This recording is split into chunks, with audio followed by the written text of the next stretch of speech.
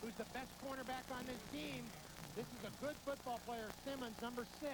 And Amani Perkous, big body. If you take a look at Amani, he's on the outside right here. He's just going to go down, turn around. Now watch it. He just uses his body, big body. Heck, Simmons didn't even know he had the ball. He thought he knocked it down. Straight catch, straight throw. And now on to try the extra point, Seska. Kick is up and through the uprights. Amani Perkous, 6'3", 200. Just posting up down low on Antoine Simmons, who's just 5'10" and 190. Jonathan Smith, 5 of 6, 91 yards. Amani Perkous, the touchdown catch. First quarter, Beavers and Trojans tied 7-7. Year when these two teams met right here in Los Angeles. Van Raphorst was indeed the quarterback. Didn't have a great day statistically, but he did get the job done, and the Trojans were able to win the football game, answering his prayers. Tim Alexander, of course, started the second half with that 100-yard kickoff return for a touchdown. Tim Alexander turning on the Jets and go, go, go, somewhat like R.J. Sauer did on the 85-yard punt return here today. And we come right back now. This is 1999. This is complete. Time of the Pac-10 Conference opener for the Oregon State Beavers as they take on the USC Trojans. I'm Bob Akamian, and now it's time for a few minutes with the head coach. Dennis Erickson, you are back in the college ranks 3.5 games into your return. Is it everything you expected? Is it all the good things you expected being back coaching college football? Well, it is. I enjoy being around the players. I enjoy the competition. I enjoy being in the Pac-10. It's really been a fun thing for me so far. Obviously, it's a lot of work, but it's nice to get back to the spirit of the game, playing at home, playing in the Coliseum like we are right now. To me, that's what football is all about, the pageantry and everything that's involved. It's really been fun so far. Talk about the atmosphere in Corvallis now after a couple of home games compared to Moscow, Laramie, Pullman, Coral Gables. What is this atmosphere like college-wise? Well, there's a lot of excitement in Corvallis right now. The students are finally back now, and they're excited about what's happening. The alumni are seeing that we're having some success. So there's a great deal of excitement, and the excitement that's here is probably as good as any place I've ever been. Yeah, certainly your return to college ball has generated a lot of national interest in this program, and Ken Simonton's created his own with his start, and he's been leading the nation in rushing. Is that a good thing, getting so much interest early on? I think it's nice for people to know about Oregon State. Again, as I've said many times, 5 weeks from now, we'll see how much national interest we have, because to me, that's what it's all about, is a league. And right now, we're just kind of trying to find out where we're at as far as being a football team is concerned. And a lot of it's the Pac-10. I mean, nobody could have forecast what's happened just in these first 4 weeks. Does that surprise you at all? Yeah, it does a little bit, but again, there's a lot of parity, as I've said many times, in college football, and that's what's happening right now, and you see it all over the Pac-10.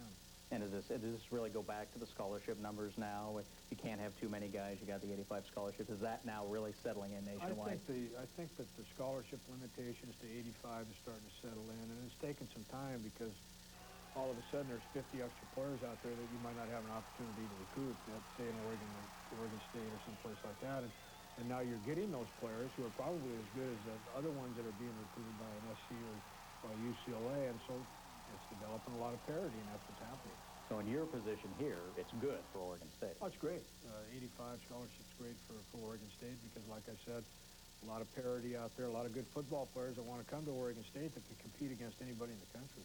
Now, if you were back at Miami, though, how does that affect somebody in that position with a bigger program? Is it just a lot more picking and choosing? Well, all of us have got to take the right guys. Doesn't make a difference where you're at. And everybody's a little bit different as far as their evaluation is concerned. But what happens when you have 95 or 100, there's 15 extra players that you would take out of Miami that you don't get now, that gives you depth and gives you, takes them away from some of these other guys that are starting to develop as parity. So it helps schools like Oregon State and probably hurts schools like USC and UCLA. You've been able to bring a lot of coaches in here this year, but you have familiarity with, a lot of loyalty involved here. How comfortable has that been, having so many guys you know with you? Well, that's the key. These guys have been with me for a long time, and we know how each other thinks and what we want to do offensively and defensively. When we sit down for a game plan on offense and on defense, we know how to read each other and know what we need to get done. And not that it always works, but we feel very comfortable with what we're doing and very comfortable in each other and have confidence in each other. And you've got guys, I mean, I think it's fascinating that Willie Robinson wanted the head coaching job initially, thought he'd apply for that, ends up coming in as a coordinator, and certainly he's played a big role so far.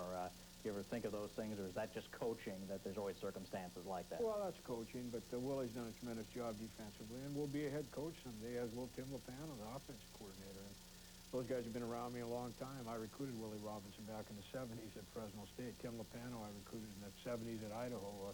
Greg Smith's been with me since 1981. Jimmy Mahalchuk played for me at Washington State. Eric Yarber played for me at Idaho in 83 and 84. So all these guys, we've all been together. We know each other and know how to think together, and hopefully that'll help us win. Last thoughts here at halftime of this game as we look towards some Pac-10 home games now. Any message you have for Beaver fans? Get there, fill it up, and that's what it's all about. That's a home field advantage, and you get people in that stadium, Reser Stadium, and make it loud. It's hard for people to come in and play. Well, Coach, thanks for spending some time with us, and good luck in the second half. We have much more to come as our halftime show continues from the LA Coliseum after this timeout along the Beaver Sports Television Network. Got to stay there. Second down, 8. Ball at the 30. Soward is in. And they're looking his way, and he is open, but the Beavers get pressure, and down goes Van Raphorst. John Ball, Ladarius Jackson there. Be careful about celebration, 5-5. And the Beavers sent some people. That was a blitz. They had some other help, linebacker help on that one. 9 touchdowns coming into this game, as we were talking about. He is guaranteed Oregon State will be in a bowl game, and he wants to get a bowl win. This was at Nevada. He came out very, very strong. 35 carries against Nevada, 31 against Fresno. And then he also had another big game against Georgia Southern. This is Fresno in the Beavers' home opener. Great team leader, too. Oh, absolutely. And then against Georgia Southern, 4 touchdowns, equaling the school record, which he also had a share of. But today it's been a tougher go. He's getting close to 100 yards, but it has been a lot of work to get that. 22 rushes at 98 yards, 4.6 per carry. Steve, I'll tell you, if Bryant alone with the quarterback spot. He does throw. It is a touchdown. Nice shot. Monjero Jones with the catch and the score. And with 11:03 left here in the fourth quarter, the Beavers are on the board again. Absolutely. And Ryan Seska will come on to kick the extra point. And yes, it was. Terrence Bryant has to feel awfully good. Last week, of course, he had a big fumble in the Georgia Southern game, and we really didn't see him again after that, I don't believe. Well, he did a good job there. He did everything that was asked of him. And he got the Beavers on the scoreboard. And again, a big fourth down play. He connects with Jones for the touchdown. Yeah, 2 key fourth down plays in that drive. It is up and good. Seska adds the point. And so, Oregon State saving face just a bit here with a touchdown in the fourth quarter. 37-14. We'll be right back. Oh, they're going to pass. Yeah. There it is, good, right there. And there comes pressure from behind. DeLawrence Grant, number 1. Junior college transfer out of Compton, El Camino College.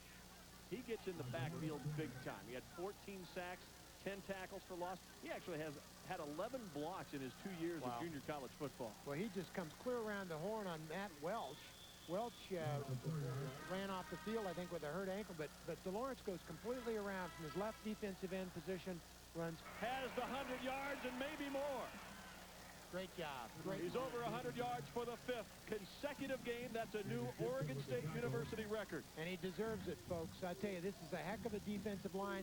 The offensive line at Oregon State has done a very good job today. And I mentioned Vincent Sandoval, 74. He's been in most of the time. You see this guy right here. He's going to just go big, big difference in the first quarter. There's another score. Touchdown for Simonton. Yes, indeed. A touchdown for Ken Simonton. His first of the day. His 10th of the season, the 23rd of his career, and the Beavers, with 7:44 left in the fourth quarter, with the extra point, could get within 16, which is just 2 touchdowns and 2 two-point conversions. Absolutely. You got to make this one. You can't go for the 2 here. You got to make this one. Then if you score again, you do go for 2. The extra point try by Seska is through the uprights. And so, no wonder Paul Hackett's got his starter still in the football game, huh? Well, he does. It doesn't look like Right now, Mike Van Raphorst is going in. He's standing back off the field.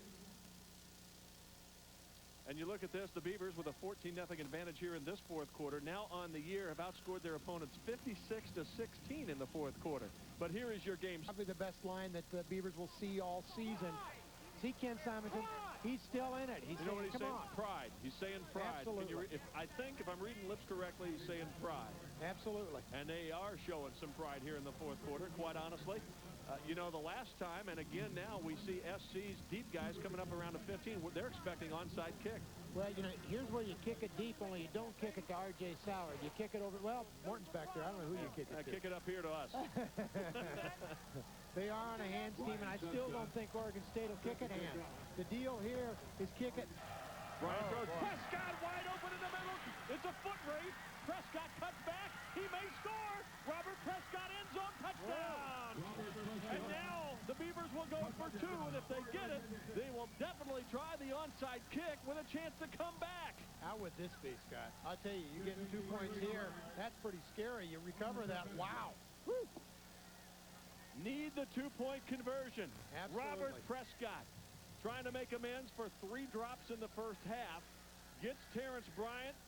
Bryant hits him in stride. Touchdown Beavers. Long touchdown play. 53 yards. Well, I had it coming from the wrong side, Scott, but this is a great effort. Look outside. That's Seth Trimmer, 19, coming in, one of the young, good redshirt freshmen. And now going for 2. Must do it to have a chance to win.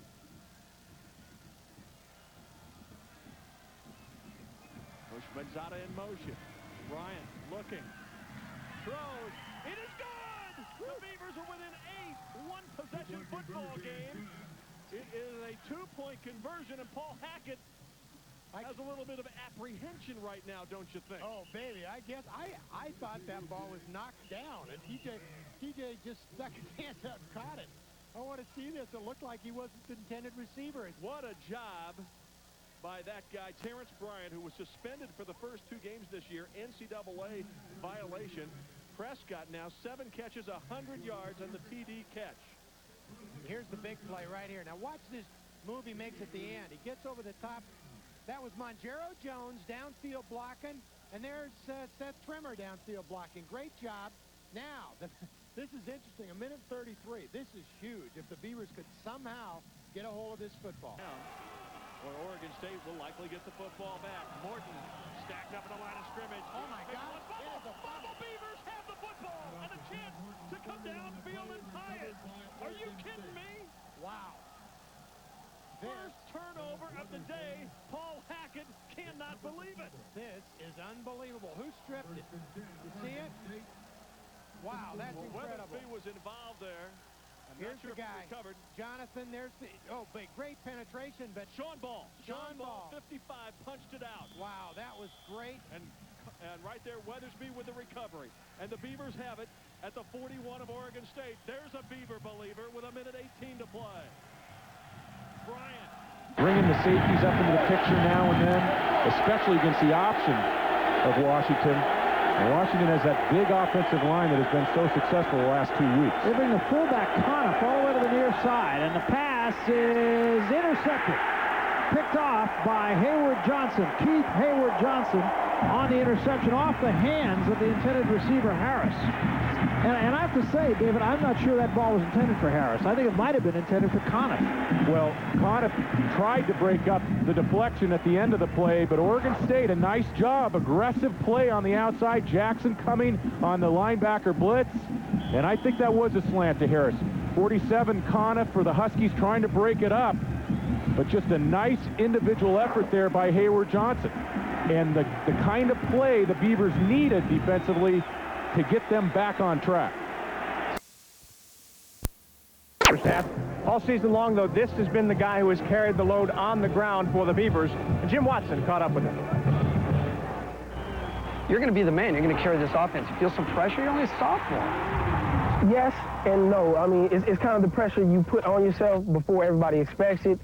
And now that you get it, it's kind of like, well, this is what you asked for. This is what you want. You know what I'm saying? So it's kind of like, well, let's go get it. Here's a big game. Can he get free for a first down? Yes. I'm looking forward to it. I take every game as a challenge like that. Hand off Simonton, scooting off left side. Nice cut back off the block. Leads ahead and in for the touchdown. You put your name behind your performance. He will hand it off to Ken Simonton for the touchdown. Listen, I don't want you to take this personally, but it's not a lot of times I walk out on the field with a Pac-10 football player. I can put my arm around his shoulders and look him right in the eye. You're not a big guy. I'm not, you know, but I walk in the training room every day and I see all these 4'10" trainers, and that's all I need to get me suited up and stepping on the field. Before I even get on the field, you know, I used to walk around campus and people like, you play football? I've always been short, but I've never felt like I've been small. You know, I was always 190 pounds, 185 pounds, so I never felt small. I was always short. And when I got 6'6", 6'5" linemen, that's to my advantage. I hide behind them all day. For people who haven't seen you play, what kind of runner are you? I'm going to find a way to get it done. And if I'm coming through the hole, a lot of people, they see me, they want to get that big hit.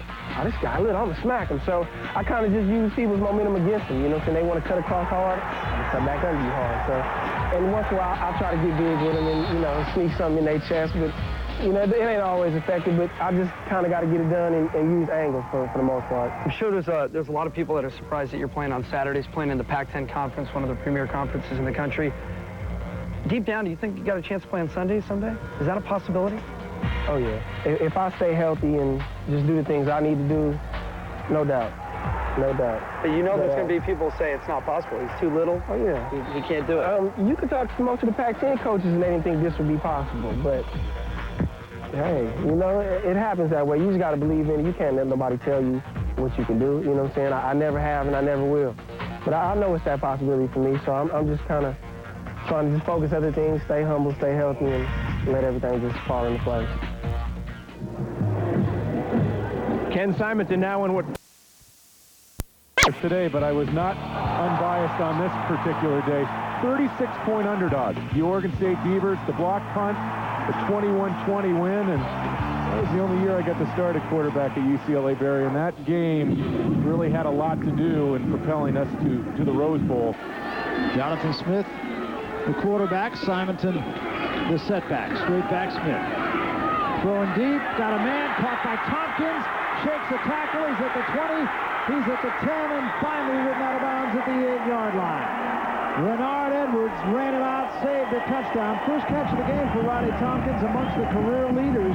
He now has 95 as an Oregon State receiver. And this is what Jonathan Smith is about when he's in rhythm. And not the prettiest spiral there, but that ball is put right on the spot. Roddy Tompkins, a nice grab, and a very nice job here after the catch. Well, this is the type of thing that this Oregon State offense is capable of when they're hitting on all cylinders. So they'll have it inside the 10-yard line. I think they run it a bull bit.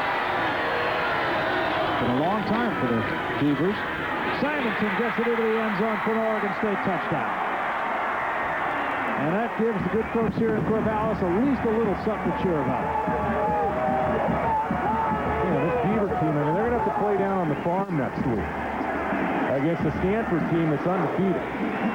Yeah, they're going to be hungry coming off a loss to San Jose State. I know that was an embarrassing loss for Ty Willingham and the Cardinal. A nice job up front of that offensive line. And Oregon State's offensive line really has been a strength. Maybe the strength of the... Smith this time gives Simon is straight ahead. Simon gets the 15, bouncing outside at the 10, at the 5, and he's going to be stopped about a yard short of the goal line. And you said this earlier, but he is quick to the hole. Well, that's Ken Simonton in a nutshell right there in that run. If you haven't seen Ken Simonton run the football, all you have to do is look at that play. Both hands on the football, the burst, watch the cut here, and the broken tackle. I mean, Von Tour just gets discarded, and then watch the effort here. Trying to stretch forward, get nobody came through my door. I love that. Meantime, we start the fourth quarter with Simon into the end zone for his second touchdown and the Beavers' second score. Now, Barry, you remember last week, Oregon State down by 30 points in the fourth quarter. They come all the way back. They have a great shot to tie that game down at the Coliseum. Yeah, they could go for 2 here. I'm not sure they will. They probably won't. They'll kick an extra point, but they're going to be within 33 to start the fourth quarter. Well, there's a lot of fight in these dogs. These dogs are not the dogs from Seattle. Try for point is up and good. And it's a 47-14 ball game. Do you give him a shot, Barry? What do you think? It's a long shot. There have been stranger things happen. I don't remember when. Yeah, in Roswell, New Mexico. That's right. That's right. And again, the empty backfield and 5 wideouts. And Smith this time throws, caught by Tompkins, slips a tackle, gets the 20, gets the 15-yard line, out of bounds at about the 13-yard line. Renard Edwards on the defense for the Huskies, but all of a sudden, Oregon State doing it like they draw it up. And if you don't think Oregon State can come back in this football game down 33 in the fourth quarter, don't tell Jonathan Smith, and certainly don't tell Mr. Tompkins. I like that kid. I really love the way that he plays football. 61 catches a year ago, and closing in on 100 career catches at Oregon State. And he's made a couple fine plays here in the second half. Big heart on that young football player. First down at the 13-yard line. And again, they go with an empty backfield. Straight back, Smith throws, caught by Hushmanzada. Touchdown, Beavers.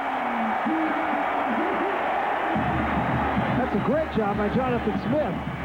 And it didn't use a whole lot of the clock either.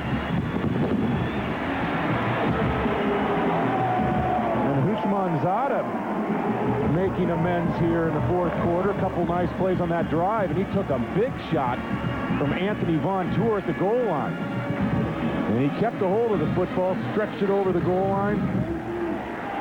I'll tell you what, Barry, 11 minutes, 25 seconds to go.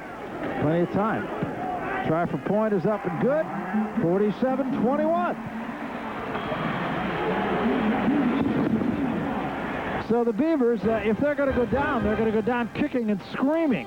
11:25 left. Beavers trail by 26. We're coming back. And Pickett's going to go up. In trouble, rolls away, and throws downfield, intercepted. Picked off by Kukas, and Kukas has it down at the 23-yard line. And how do you like this? Well, I'm willing to tell you, Barry, right now that we're probably going to see Marcus Tuiasosopo put that helmet on and come back in this football game. I think you're right. And you always hate to put the starter back in, but now all of a sudden things are starting to tighten up for the coaching staff on the Washington side of the field. And Jonathan Smith brings his team to the line of scrimmage right now. And again, they go with an empty backfield. And showing blitz. Doba likes to do that, and here they come. Smith goes home run ball, has a man open for Coates to catch, and he's knocked out of bounds finally by Lawan Gibbons. Or is he? Boy, I thought for sure he had stepped down, and they bring him down at the 7-yard line. When you talk about Amani Furcoats, he is so big and so strong and fast as well, but he's a guy that makes plays look like they're easy, and they're really not. He separates. Look at his separation, Clete. He somehow manages to do this all the time. And watch the strength. He just can't bring the guy down.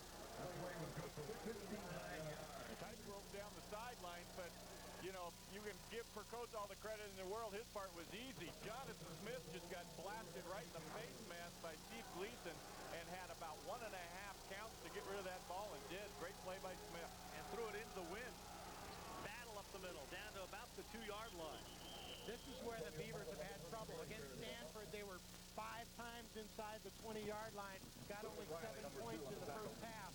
It's not been good the last couple of weeks until UCLA. You look at these two guys. These are guys that carried, I think, 3 times or 4 before last week. You say the big averages there. Battle, who had 2 carries prior, did 16 carries for 105 yards, has a great day, and whoop for all the Beaver fans. Remember, the Beavers have a huge left side of the line. They'll go that way. And down to about the 1-yard line. Curtis Holden. Pick him out by that big right hand that he has. It's all coated and padded calf. But he really threw it that time, but then couldn't hold on. Got there to hit right in the middle of the hole. And look, in the red zone, the percentage about 70% there in touchdowns. This is a big play right here. They obviously have a statistics department at Washington State.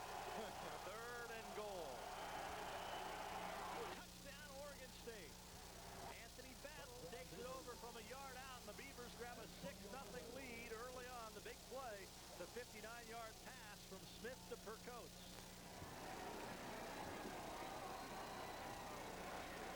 Good drive for the Beavers. Typically, if they start well, they'll play well. Nice job by DiDomenico, the big center. Boy, he just really moved it out. And if you've got a guy that's 6'5" and 300 pounds that can get that low center of gravity moving that pile early off the snap count, that usually is a pretty good advantage from the offensive side of the football. And the Beavers jump out 7-zip. Ryan Cheska's now made 28 consecutive extra points this year without a miss. 7-0 Beavers in Pullman. Pac-10 football on Fox Sports Net. Birnbaum going to try to step away, and there's the sack. Eric Manning got the sack. Beavers playing a lot of 2Ds, just hanging back there with the safeties, playing either man or zone underneath. Working for them today. Trying to get a little play action, but not really fooling anybody. Actually, the pocket is there, and Steve tries to make something happen after everybody's covered in the secondary. All right, back to 1994. Chad Davis was the Cougar quarterback. This year, the Cougs had a great defense, went to the Alamo Bowl, but down in Corvallis at Parker Stadium, the Beavers with 3 touchdowns, if I remember correctly, by the defense that day. They were all over Chad Davis, and it was the Beaver defense. Here you go. Well, that tells you what kind of offense we were running in those days. Reggie Tunn, Kansas City Chiefs starting strong safety, heck of a football player. Simonson in the backfield. Cougs show blitz. They back off. Screen. Simonson. All kinds of running room. Simonson still on his feet. And finally, it's Eric Boos who has to come back and run him down. Now you see Ken Simonson right there. Those 2 moves at the end, they don't even look like they're moves. He just slides by people, and you can't bring him down. He's super fast. Well, a great call. You got the 2 linebackers, Gleason and Emerson, coming right up the middle, and they outguess them. The cat-and-mouse game of Lapano and Dova goes to Lapano this time. Is the perfect play call. You got both linebackers coming up the middle, nobody outside, matched up on the one back. He squeaked out for a nice pickup. So The Beavers, they have 3 wide receivers. 2nd and 7 for the 18. Smith, little pressure, now guns it, and it's caught. Boy, that was a bullet. 1st and goal at the 6-yard line as Maurer, the tight end, gets his 3rd catch of the day. This is the area the Beavers have had a tough time, right?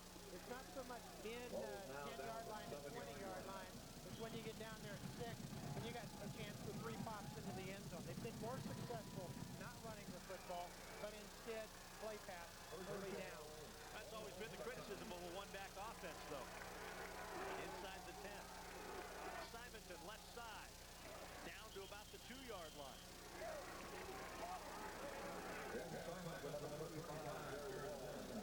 great explosion. That ability to get through the hole. Plus, he's got fresh legs now, too. That's right. Now, here's what the Beavers will do. They brought in Benny Johnson at tight end. He'll line up and go in motion, and they'll try to run behind him. That's how they answer the one-back set. The big receiver, Amani for Coach, leads. Tompkins and Prescott are wide. No motion. There's the pitch, and Simonson is going to get into the end zone for the touchdown, Oregon State. Cougs came out with the football, but Simonson broke the plane with it. I like the call. I like bringing in the 2 tight ends, gave him an advantage.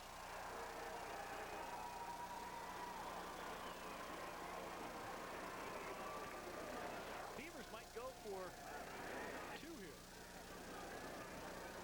Well, they haven't got a kicker, but... That's what I was wondering, but all of a sudden now Ryan Cheska's going to decide to join the party. What the heck is Cheska? Nice job by Symington on that replay there, just to take it in on his own and had the forward body lean, got that ball over before the Cougars could rip it out there. So Cheska keeps his record perfect on extra points, and the Beavers push the lead to 14 at 20-6 with 2:48 to go. And Ken Simonton comes in, makes a difference. He's 1 touchdown away from becoming the all-time leading scorer at Oregon State University. Got to see what can happen if he can take advantage. A little movement on the line. Birnbaum pressured. He's going to be sacked for the 3rd time.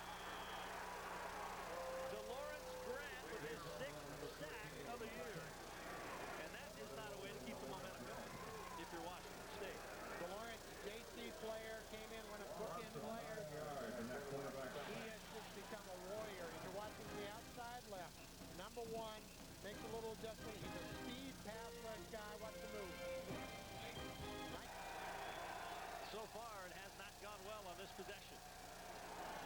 And they tried a little screen, and I'm a little surprised by that play call. It goes nowhere. All those all day long.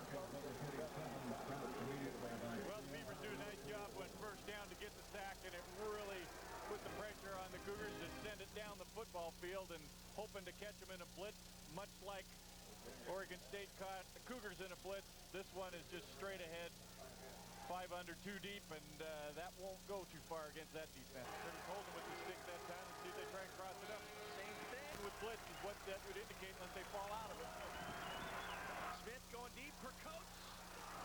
Could not get a foot down, I don't believe. No, they're going to give it to him. Oh, my. I thought he was bobbling the football. That's a fantastic catch, but let's take a look to see if he got a foot down. Steve, I thought he had it. He was bobbling the football, but when he caught it, his left foot looked like it was on the football field, on the playing surface. Here's the first bobble. You'll see. Bang. He's in there. He's in there. There's the second. There's the second foot. I thought the left foot was in. I think it was too. And again, just great effort by him. They will get a better look here. Be tough to see. There's the first foot in. Second one. Boy, it was close. Boy, that is a tough call, but the line height has Cougars been a little bit inept in the second half. Battle. Keeps driving and gets down to the 1-yard line. Nice effort. That gets the Beavers over the 400-yard mark in total offense, and they have a first and goal at the 1. Again, the left side coming off. Just creating enough of the seam, and then Battle has the leverage to be able to get under the shoulder pads, Grady Emerson, and fall forward, so that initial contact is stick that time and see if they try and cross it up. Same thing. Simonson hurls into the end zone. Touchdown, Oregon State. There's an explosion of orange and black in the end zone. So you'll see this pad level again. He's airborne, yet he's still about 3 feet off the ground. Well, you gotta love the effort. You gotta love the intensity that they brought, the desire to come in and risk sore arm, sore wrist. Field. Play action to Simonton and Smith to throw. He's got Chad Johnson open. Midfield, tremendous catch into SC territory. If Smith had thrown it sooner, it would have been a touchdown. Johnson was 10 to 15 yards beyond Darryl Rideau, the right corner. Well, they wanted to play pass, particularly against Rideau, a great speed guy. Beavers did it perfectly. This was a great fake by Jonathan Smith. And as you said, see right there, that they're trying to stop this run real hard as Ennis Davis comes through. But, boy, if Jonathan puts that out there, that's a touchdown, folks. That's too bad. 39 yards. The lookout for number 4 in the backfield, Sewell 10 McCullough. It's play action to McCullough. Now he's looking to throw, and he's going to run a little bit under pressure. And tripped up there nicely by Nick Barnett, number 42. Scotty, this USC team has a really unusual characteristic. 6. Big play here early in the game. Palmer with good protection. Throws. Got a guy out there, but it is intercepted by Weathersby. He ends up with the football. First career interception for Dennis Weathersby. Hard to believe, but number 21 had never had a pick.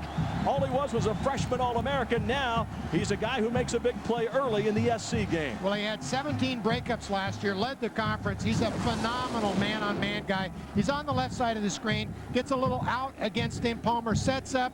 Good timing, and look at Weathersby. Boy, he's in his pocket, folks. He's standing right there, and Kareem Kelly, leading receiver, 19 catches.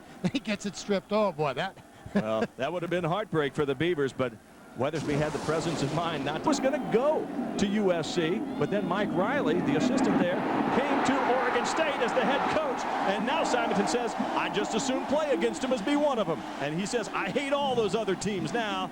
Troy Polamalu out of the state of Oregon, 10-Mile Oregon, makes the touchdown-saving tackle as Simonton with a big pickup. Oh, nice blocking. Look at the hole, folks. I mean, wow, that's huge. Scott, I think we could have gone through that one. That was that big. And look at this. Gibson there, 60. It's a trap coming across. Mitch White coming across. Jared Cornell coming across. Nice tackle by the safety. These safeties are big. You can't afford to turn it over. You can't afford to take the sack. I believe that was Ryan Nielsen that got a hand up to knock it down. Now 3rd down and 8. Smith looking to throw. Got a guy out there. This is going to be a Beaver touchdown. Yes, indeed. Chad Johnson with his second touchdown catch as a Beaver. Well, Scott, this is an amazing move. I hope we get to see this because Chad Johnson runs this guy off with his speed and then just stops cold turkey, and the receiver, the defensive back, keeps going. That's two fine catches, two fine plays already by Chad. Nice throw by Jonathan Smith, put it over the top of a big defensive player. And look at the defensive guys come over and give attaboys to number 80. Now on to try the point after, Ryan Seska. He has made a perfect 49 of 49 in his career, making 50 for 50. And the Beavers have scored first here in Corvallis. Ryan Seska with the point after. After the touchdown pass from Smith to Johnson, the Beavers lead the Trojans by 7. Right now. They practice with wet footballs. They had crowd noise blaring on speakers, and now the Beavers stop it on 3rd down.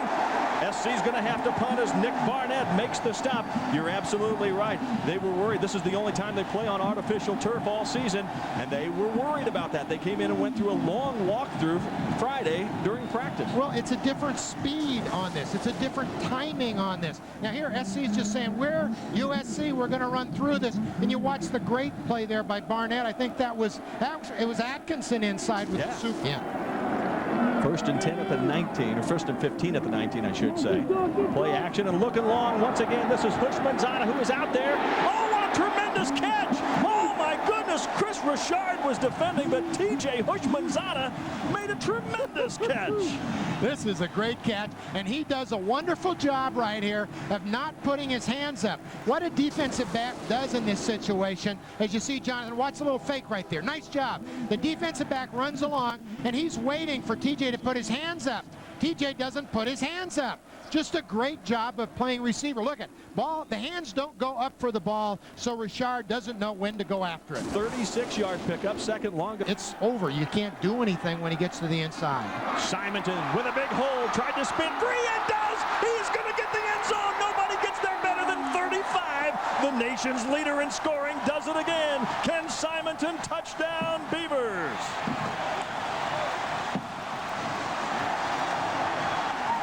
The 8th rushing touchdown of the year for Ken Simonton. He has 31 touchdowns in the last 17 games. Well, you look at these fans, Scott. I'm sure everybody here is a little surprised, but particularly USC. Particularly USC. Seska to try the point after. It is up, and it is good. Everything's going the way of the Beaver fans want it to go. So far, the first quarter's been all Beavers, and they lead it 14-0 over the 8th-ranked team in the nation. The right guard. No, it's a trap from the right guard, right tackle coming across. Great seal from the outside by Marty Maurer. And look at this. He just runs through a great safety's tackle. That's a kid who hits. Kenny just makes it happen. 8.2 yards per carry so far today. 49 yards and 6 carries. But wonderful job of blocking by this offensive line. Greg Smith, who's the assistant head coach, as you look at Robert Seitz right there, and Jared Cornell, they're just doing a wonderful job. Antonio Battle in saying congrats there to Ken. But this offensive line is the story right now, folks. All right, back to take the kickoff, Frank Strong and Kevin Arbett. Arbett, number 30. There's a possum on the field right now and reaches the end zone for a touchdown. To the cheers of the crowd, this possum had gone from one end zone to the other, perhaps the best run of the second quarter as far as the Oregon State fans are concerned. And still on the move.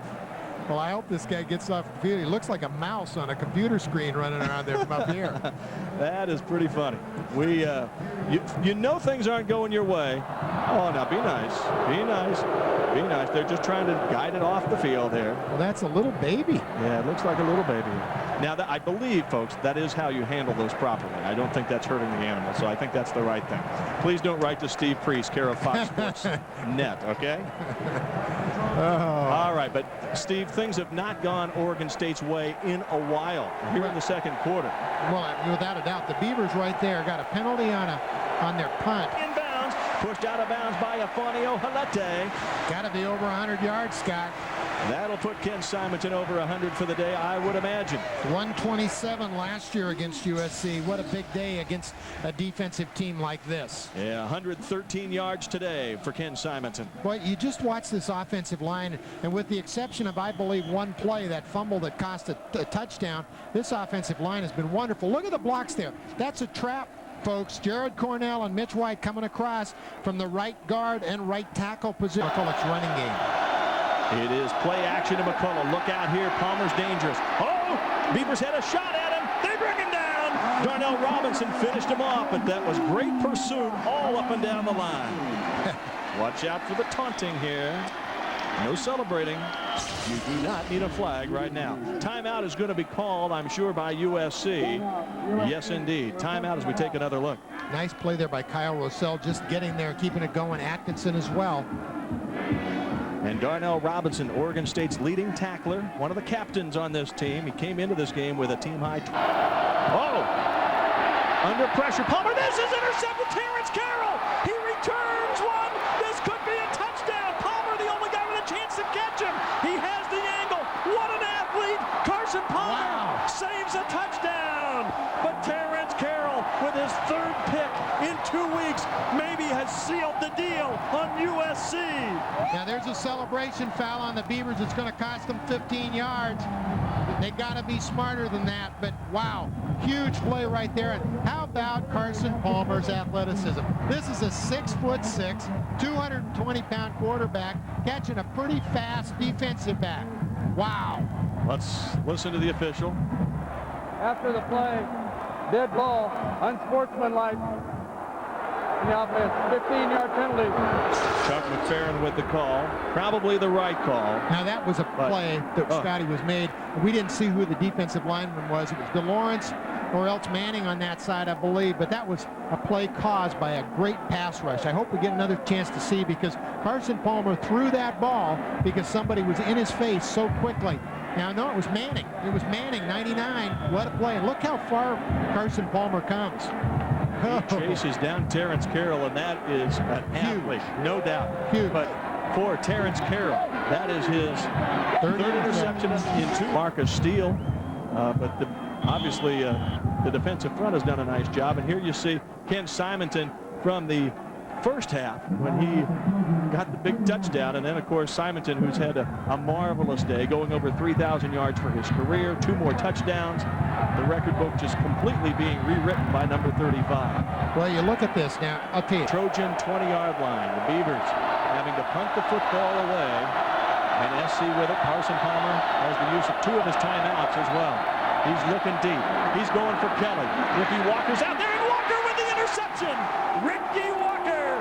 He's in the game because of the injury to Dennis Weathersby, and it is his 4th career interception.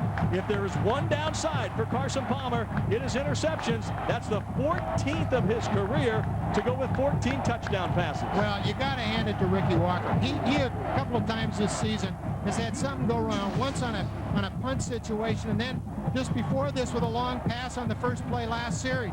Both times he came back and made great plays. You know, beat me once, my fault. Beat me twice, your fault. Oregon State had a chance to seal it a little while ago here in the 4th quarter when Terrence Carroll intercepted the pass, tried to run it back all the way. Carson Palmer kept his team in the game at that point by running him down after throwing the interception. Well, and then there was a celebration, folks. And remember, that celebration cost the Beavers 15 yards. 3rd down and 1. Simonton 2 yards away from 200 on the day. The Beavers need the first down. Simonton, he's going to get it. First down, 200 yards. Touchdown coming maybe. Yes! Yes! Ken Simonton! The Beavers are going to be the ranked team for the first time since beating the Ducks in the Civil War 2 years ago. And the Beavers get the monkey, the longest monkey in the Pac-10 off their backs. 27 years without beating these guys. Woo! What a happy Coach Dennis Erickson. Simonton scores another touchdown. The nation's leading scorer has put this one in the bank. Well, and you got to hand it to this offensive line. This guy's had a great game at 60 right there in front of him. Look at Dennis Erickson. You think he's happy, folks? Wow, what a turnaround. Look at this offensive line. We've been talking about him all day, but Chris Gibson, the man in the middle, he's just had a wonderful day. You go right across the board. They've all played super football, and they've played as well as you can play against what we think is the best defensive line in football, except the Beavers. I said at the outset that I picked USC to win the Pac-10. In the preseason Pac-10 poll, I had USC to win it. But I don't know. The Beavers looking good today, and of course the Ducks have looked very good this season. Ken Simonton right there with his third 200-yard game of his career, extending his own Oregon State record. Well, that looked like a straight-ahead play that he turned it into their outside stretch play, but it was just a great job again as you look at Vincent Sandoval, or Vinny Sandoval as Coach calls him. These guys coming to the outside. Take a look here. Here it is, our Magnolia moment, courtesy of Magnolia Hi-Fi. And oh, Ken Simonton, do your thing.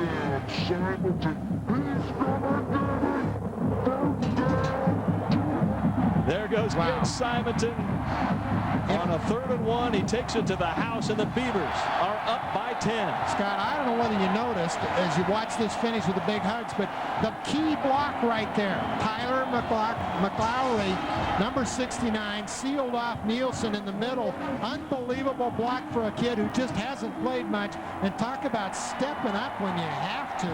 Wow. Setting all the records, and right now Palmer under pressure. He's going down. The defense with the exclamation points. Ladarius Jackson and the Beavers, they should feel good about themselves. Boy, I'll tell you, they've weathered some storms here. They've had some bad things happen against a really good team and still managed to win it. I say that, win it. We still got a minute to go here, Scotty. Under pressure, Palmer, Ladarius Jackson chasing him. Palmer gets rid of it. Boom! The hit comes down. You're not going anywhere. That was Nick Barnett with the tackle. The clock running. 3rd down play coming up. The Beavers just 40 seconds away from ecstasy here at Reser Stadium. I'll bet you that the field is swarmed by fans wearing those orange t-shirts. It's dropped by Harris. 1 down to go. I'm surprised at that call. Wow. Little quick out to the tight end on a 3rd and 11. Oregon State last win against USC was 1967. Steve Priest was the quarterback as the Beavers in the mud beat O.J. Simpson at 3-0. Hey, this is something for the Bees. I'll tell you, there's a guy, and we'll look at him hugging Eric Manning right then. These guys deserve it. This is the biggest win, as far as I'm concerned, since 1970 probably in this program. A winning season a year ago, and now an upset over USC about to happen. The Beavers have the football. Ricky Walker, who had an interception with the pass breakup. The Beavers have the ball. It'll be a knee away from the W. This is unbelievable. These kids deserve this. You look at Jonathan Smith right here, and I'll tell you, as you said earlier, all he does is win, folks. He just wins. Since 1938, USC is 42-0 against Oregon State when they scored a touchdown. That streak is history today as well. You think the man right there isn't something special? He has won every place he's ever been, folks. That's one of the finest coaches in the country at any level. Oregon State is about to beat USC for the 8th time in history. USC 53-8-4 after the Beavers win today. Still 15 seconds on the clock, but this one's over, folks. Storm the field, Beaver fans. You knocked off the number 8 team in the nation. Oregon State over USC 31-21. It's Bedlam in Corvallis. Look at this. Paul Hackett's team suffers its first loss of the year. They go 3-1. The fans storm the field at Reser. Celebration time. A bowl game a year ago, maybe a better bowl game in the year 2000. Steve, next week, these Beavers have to go to Washington. Huge game. But the Beavers are in it now, folks. Let's relish this one if you're a Beaver fan, because this is the first in 30 years. Well, those fans are going to be out there celebrating for a long time. And then, of course, the Beavers will put their 4-0 record on the line. I love it. Next week. Gotta love it. For Steve Priest, this is Scott Lynn saying so long from Reser Stadium, where the final score is Oregon State 31, USC 21. Our next Beaver football game, Saturday, October 7th. The Beavers play live at 7 on Fox Sports Net against the Huskies. You've been watching Oregon State football on Fox Sports Net.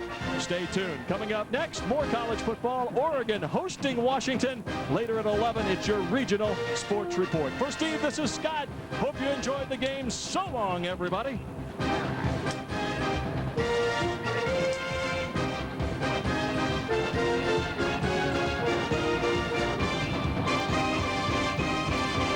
On the road.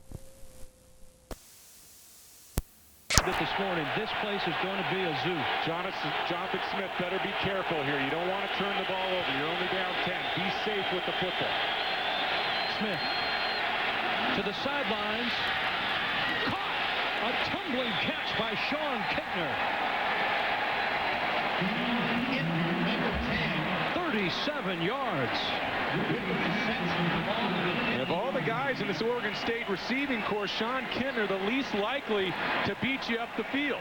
And he's a big guy, a possession receiver, but he's locked on one-on-one on the outside, and no question about the arm strength of Jonathan Smith. That's a perfectly thrown fade route, and Oregon State's going to have to do some more of that to move the football, running very tough early in this football game. The Beavers. Third down. Smith with time. And a man, it's Newsom. The catch. Newsom to the 12. First down, Oregon State, 33 yards.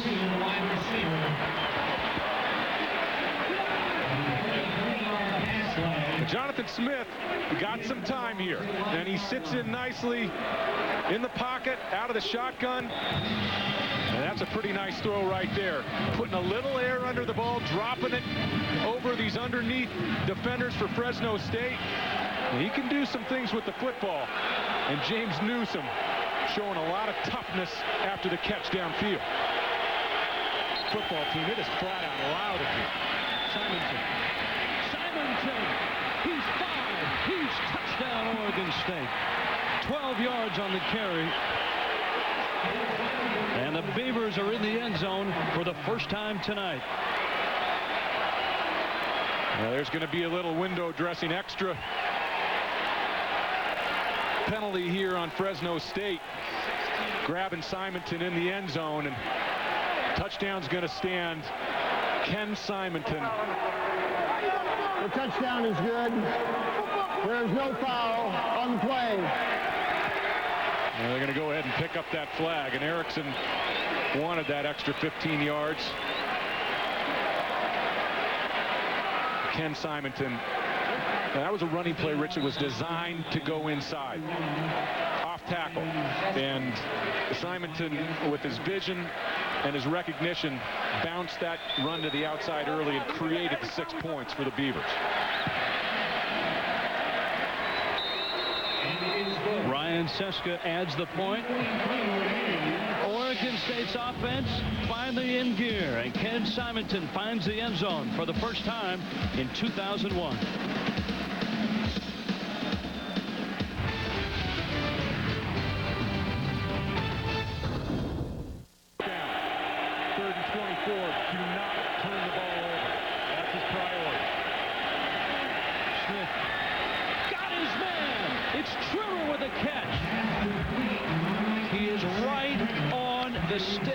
He picked it up. And I'll tell you what, Jonathan Smith was not only safe with that football, but he dropped it right into Trimmer. And this is a vertical route. 4 wide receivers up the field. Jonathan Smith, 5-step drop, gets rid of the ball.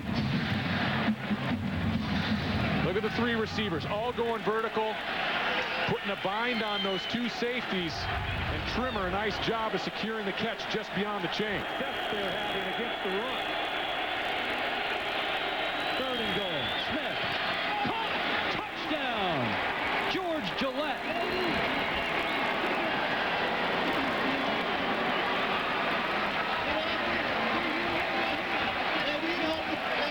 the Beavers answer.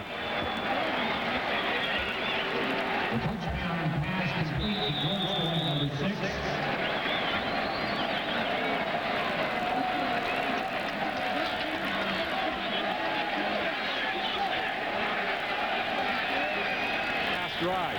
Let Jonathan Smith open things up. Smith over the middle. Caught! It's Trimmer!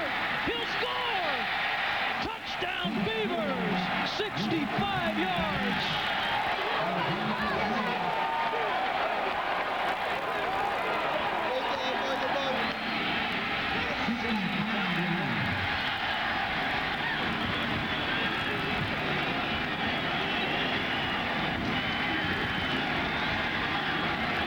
Has Trimmer had himself a football game? And Jonathan Smith.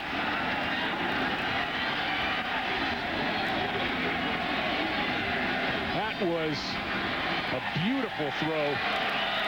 And is that guy a competitor? One touchdown game, Rich. The Beavers are off the canvas. Seth Trimmer. And the Beavers are down by a touchdown.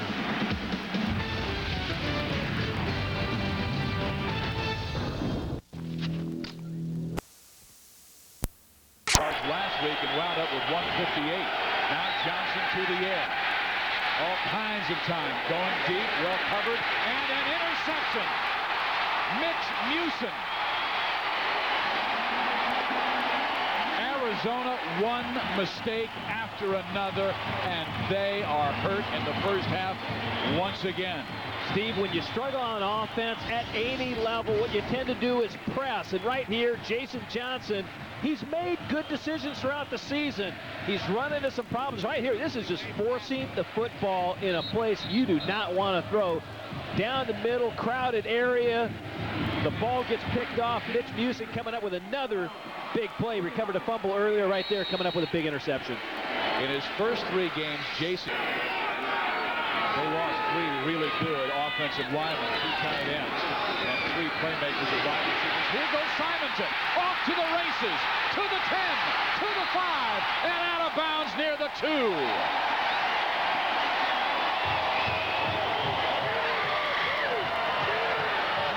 Steve, you said it a moment ago, they lost some linemen last year, they lost some wideouts, but the one guy that is a constant right there, Kenny Simonton, great vision.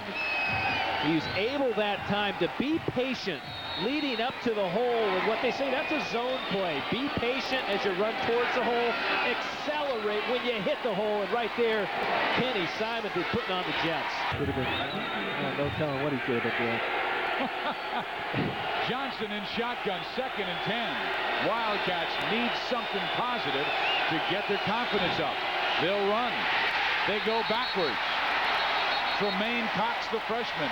Musin, the strong safety, also a freshman. He makes the play. Steve, this is like climbing Mount Everest. If you're Jason Johnson, you see a bunch of blurs out here. Number 51, watch him from that middle linebacker position. He just knifes in, and I mean, they can't get a hat on him. They don't have the answer for him. Siegler playing great, 6'3", 260 pounds, sophomore out of Vegas. We have seen some growing pains in the 2 weeks we've seen Arizona. Johnson in trouble, sacked, back inside the 15-yard line. Dwan Edwards.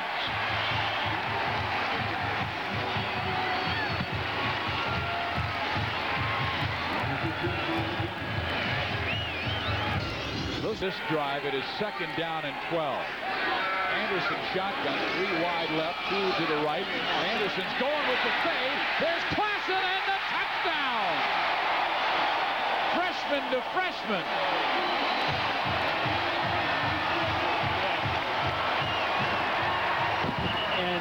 And who was the guy that was running out to the 50-yard line to slap high fives with Derek Anderson? It was number 9, Jonathan Smith. Watch this. They fake the screen underneath, a little wheel route by the inside receiver, Klassen. Klassen, great wheels, good speed that time, down the sideline, catching the ball, touchdown, Oregon State. 28-0 in the first touchdown pass of Derek Anderson's career, and what may be a career that sends him beyond Jonathan Smith and Eric Wilhelm. The point after by Seska is good, and Oregon State blowing out Arizona. 28-0, and it has been one mistake after another for Arizona that has led to the Oregon State score. And they've been difficult mistakes because they turned into points for Oregon State. The fumble by Farmer, the block, punt. Here's Klassen again. He's making plays all over the field. The interception down the field, just an ill-advised throwing ball right there into coverage. Mitch Musin with the pick. And it has turned into a heck of a night there for that young man. Look at that. There's your Honda scoring drive, 12 play. Klassen's first touchdown catch, Anderson's first touchdown pass. And Rams, I'll ask you this question because I know you know. They've not gotten into their offense. And Steve, I'll let you finish up this play. Lewis, a big play from Jonathan Smith to James Newsom, and more trouble for Arizona as they go 26 yards from Jonathan Smith for the first down. Lewis? Yeah, Steve, you know, I also asked Makovic if he was going to stick with Jason Johnson, his quarterback. The guy had one interception and a fumble. But, you know, sometimes as a sideline reporter, you realize that it's just not necessary to ask that second question because the moment is just too ugly for John Makovic. And for me, that was one of those moments.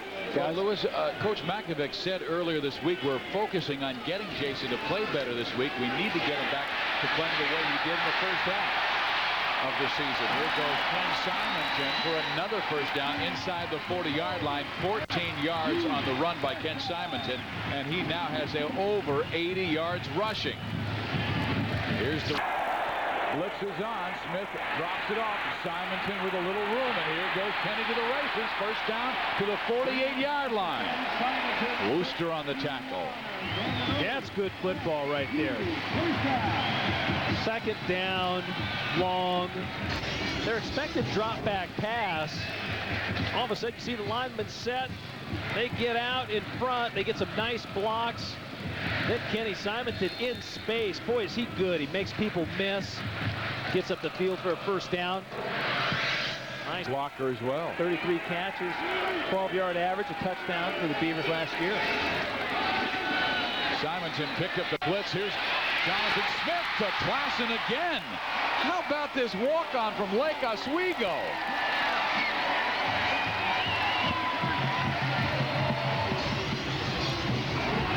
This is good football again. They're able to protect Jonathan Smith. That's the big part. And then Cole Klassen, see Kirk Johnson, number 43, trying to get by Kenny Simonton. Had a nice block. The ball very well thrown, right on the money.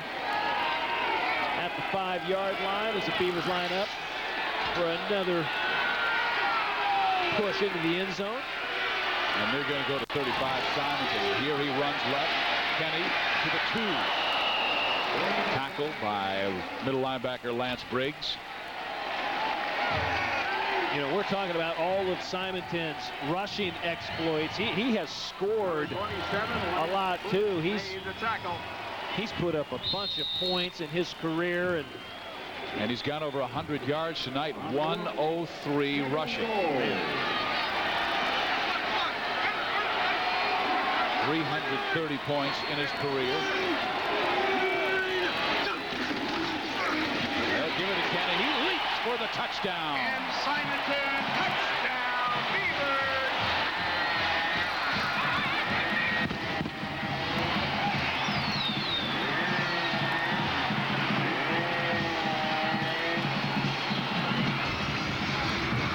You know, he's passing up some guys on the all-time NCAA scoring list, too. He passes up Herschel Walker, Ed Marinero. A couple people heard of him, huh? Alan Pinkett, Notre Dame, closing in on him. Smith throwing for a touchdown earlier in this game. With McCall, here he goes, off to the races, past the 40-yard line. Jolivet making a touchdown-saving tackle after a 24-yard run by McCall. Oh, remember Pat McCall, never count him out last year, 633 yards. 7 touchdowns, over a 5-yard average, and it's such a great 1-2 punch. McCall and Simonton. We will head to the fourth quarter. Ken Simonton scoring his 55th college touchdown, leaping the top. And Oregon State is big on Arizona. 20-yard line. Johnson remains in at quarterback. Intercepted. Dennis Weathersby.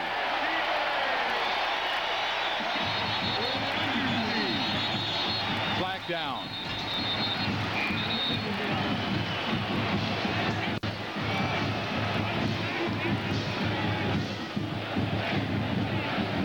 Steve, they're going to sort it out. Not sure when the flag came out.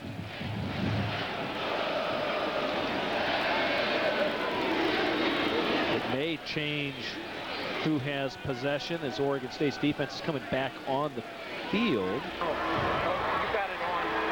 OSU intercepted a pass. They have a first down. Then there's a dead ball foul against the offensive team. That'll be 15 yards. 15 yards from the end of the run. So the penalty happened after the interception. That's what I was unsure about.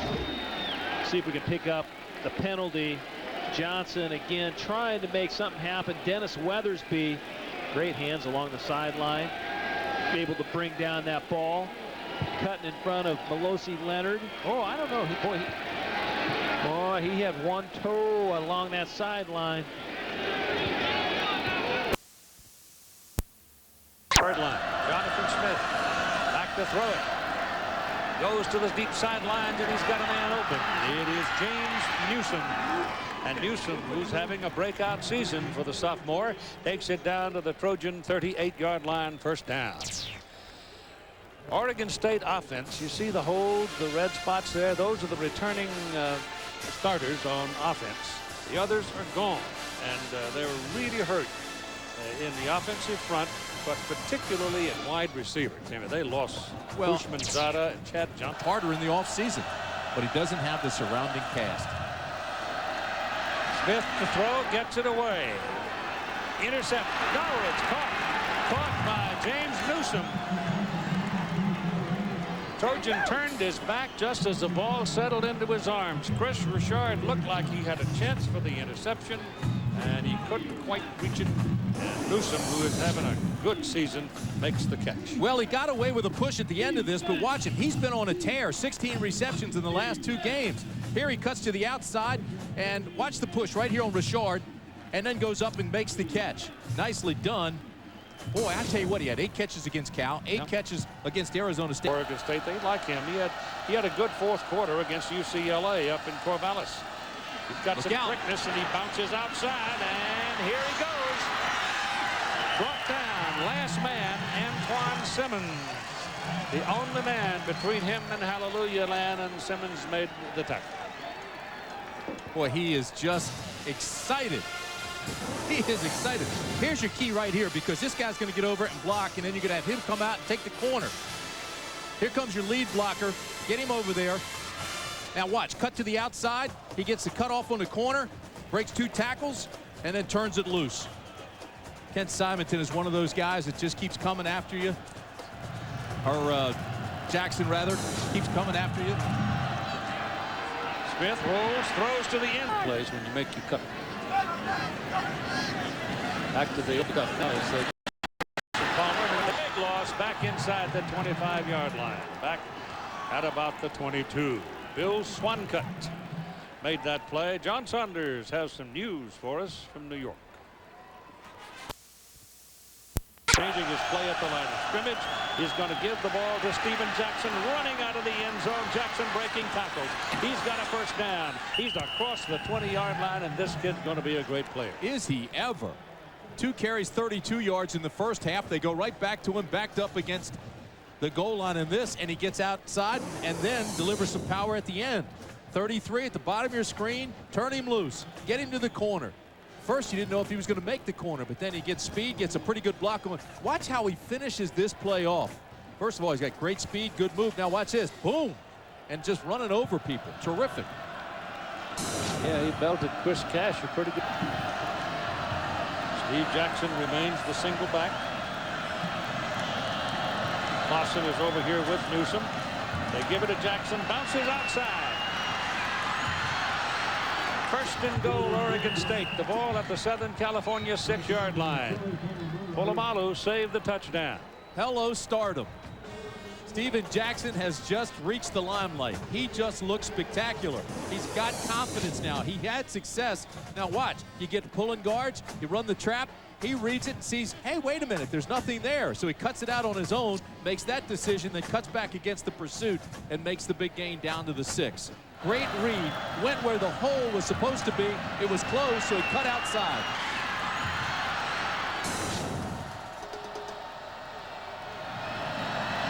Jackson, they had this great opportunity, first and goal at the 6. Now here's the swing it out. Here's a chance right here. Jackson, touchdown. This kid is best in space, Keith. You get him some space and he'll create some things. Now they got a chance to tie it up in the final 2 minutes of the third quarter. It might get a little exciting here in the fourth quarter. That was a very good drive by Oregon State. Well, 14 plays and 96 yards. And this kid has shown everything. Remember now, it started back on the 4. That's a fair piece. The kick is good by Ryan Seska. And it's all knotted up at 10. They tried to get him on the short side with a pitch. That didn't work. Then they go to the wide side. Here he is right here. Just get him out here, create some space, and let him go. But how about the way this kid catches? All right, here comes the pressure on Smith. You stop it there and look at, he's got all this space to run. He makes the catch, breaks a tackle, turns it to the goal line. He is impressive. That is great concentration, too. That's his second catch of the game. So how about these for numbers for a true freshman? 9 carries, 100 yards, and 2 catches for another 9 yards and a touchdown. Wow. Hello, limelight. Those numbers speak volumes. Somebody go buy him some heavy shoes right now, though. You've got that right. Ken Simonton is in the ball game now. Jackson has had quite a workout. Helped his team get into a tie ball game. Simonton pops it up the middle. Runs over a Trojan as he pounds his way out to the 40-yard line. They got to go to the 46 now to get the first down. So they're looking at 2nd down and 6. Quarter's over. And after 3, it's a 10-10 tie. ABC Sports presentation of college football back after this message and the word from our ABC station. So there's a reason. Oh boy, is that a lick. Man. Sigler just like a tree stump and happy. And all of a sudden, down goes the ball carrier. That was a thump that jarred my water bucket up here. Sigler, 6'3", 228 pounds. Stood there yesterday and talked to him. He's tall, he's lean, he's strong. And that was a picture-perfect tackle. Just exploded using the power in his legs. Michigan State has pulled even with Michigan with 11 minutes to play in their old traditional. Here's Carson Palmer now, looking for time to throw, can't find it. It's Noah Happy. Another tackle for him. He's having a terrific game. He's been all over the field. Former linebacker. Exact same size as Sigler, playing defensive end. Now, we talked about Lincoln and Grant, or Grant and Jackson, rather, the defensive ends from a year ago, and the pressure Happy's been under. But watch him. Comes hard off this bottom right-hand screen, defeats the blocker. Palmer goes that way and just says, hello. Game up in Seattle is now Washington 28. Jackson again. All the way to the 20-yard line. And that's another first down for Oregon State. That time they were just zone blocking, slanted down. He cut up behind the wall, and Frank Strong missed him. All these guys are just going to slant. Watch them. They all go the same way. He pulls up behind them.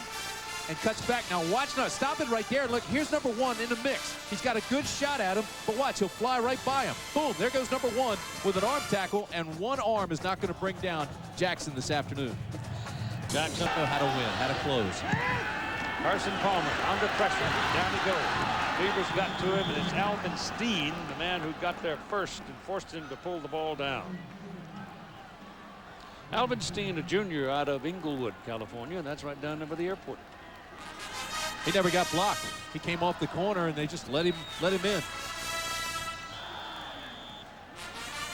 On 14, and play clock's about burned up. They get it off just in time. Again, there's pressure on Carson Palmer, and again, he is hit behind the line of scrimmage. Noah Happy all over him. Happy's all over him, and Eric Manning made him think a whole lot. Noah, he's really enjoying this, isn't he? Man. He got his bell rung, had to come out, and now he's back in it just creating turmoil. Strength of this defense is in the middle. Manning comes hard, 99. See him there? He puts some pressure on him, chases him out, and Happy gets him from behind. For the Beavers on the Trojan 45. A little play up the middle. It goes. It's Simonton. Ken Simonton down to about the 11-yard line. He's got the heart of a lion. 5'8", 191-pounder from Pittsburgh, California. He's going to come off the field now. He has put his team in position to win. I want you to watch something. Here's Graham, the linebacker. His first instinct is to move that way. The play's coming this way. Go ahead and roll it. Look, he leans to the left. Here comes the play. Boom. Explode right up through there. They cut him off. When he went to the left, they cut him off, and then Simonton just exploded into the secondary. Boy, great read. And again, here he tangles up with his own guys blocking in front of him. Timeout.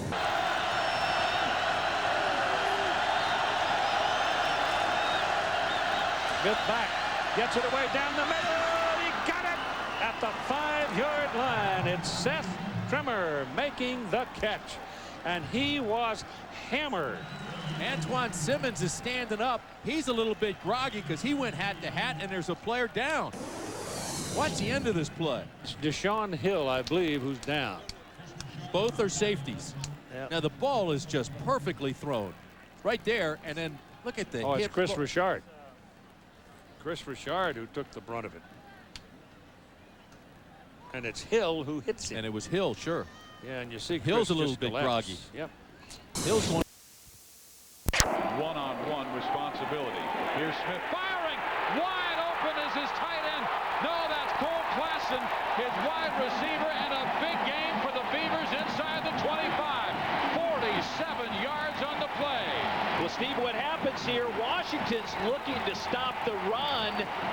They just do something uncharacteristic. They throw the ball down the field. It's been tough for Oregon State to get the pass pro this year, to allow Jonathan Smith enough time, but right there, Klassen able to just get in the backfield. Watch, he just slips right by the defense. They don't have a man accountable for him, and Klassen puts up his hand. Jonathan Smith with the strike. He is the first true freshman walk-on to start at Oregon State. Cole Klassen, 5'8", and they just say getting the tough yards inside, and the running game starts to click. They did a nice job in the second half a week ago. The offensive linemen start to feel it right here. 3rd 1. They're going to try and push ahead, get that first. Simonton sweeping right, gets to the corner, touchdown Beavers.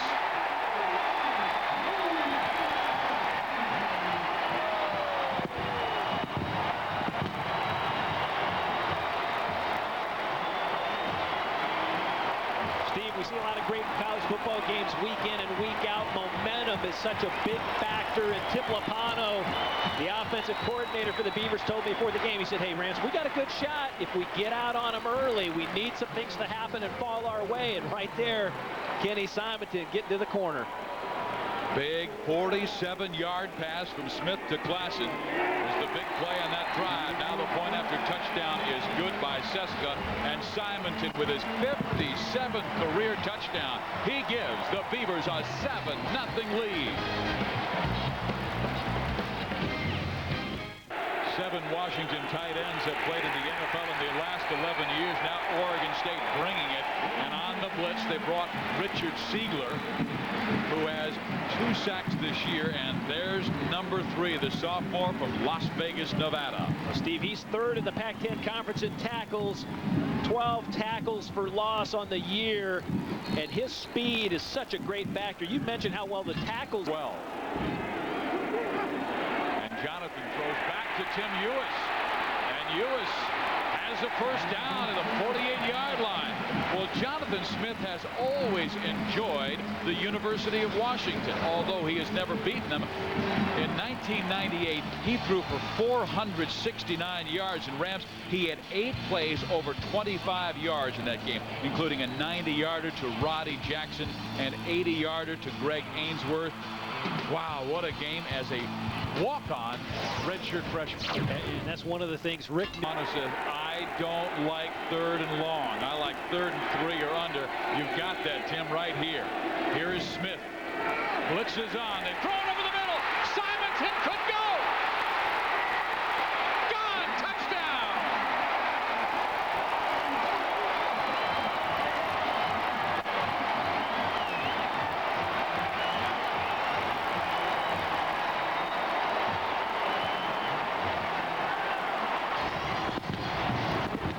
Great play call, Tim Lapano. All of a sudden, 3rd and 3, you get into a little different situation. They caught him in a blitz.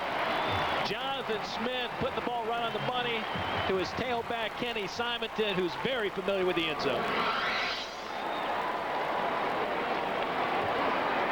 And the point after good.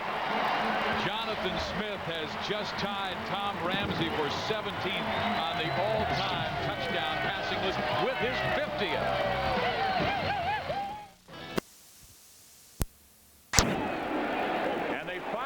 To Klassen, he rips past the 30.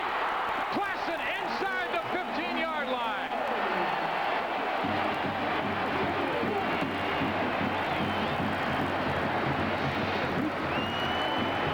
Well, they lined up in the trips.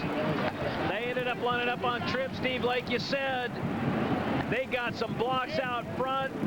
Sean Kittner, number 10, with some blocks, and Cole Klassen brings energy to that offense. They're able to get him the ball, and another first down, Beavers. Against Washington. Newsom may have been moving. They run Simonton. He will score his 3rd touchdown of the game, but I thought the wing, James Newsom, was moving, so it could be backfield in motion.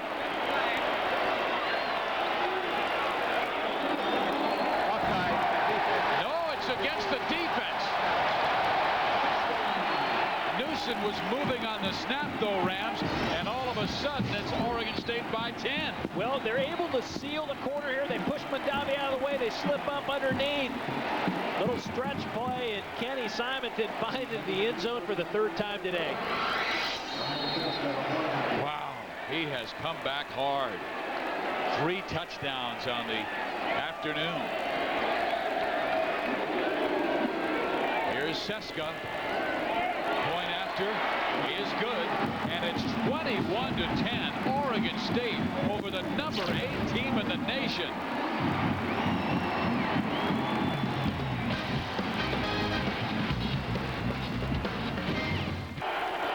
Cody will throw. Pressure there. He fires. Broken up, intended for Jeremy Stevens at the 2-yard line.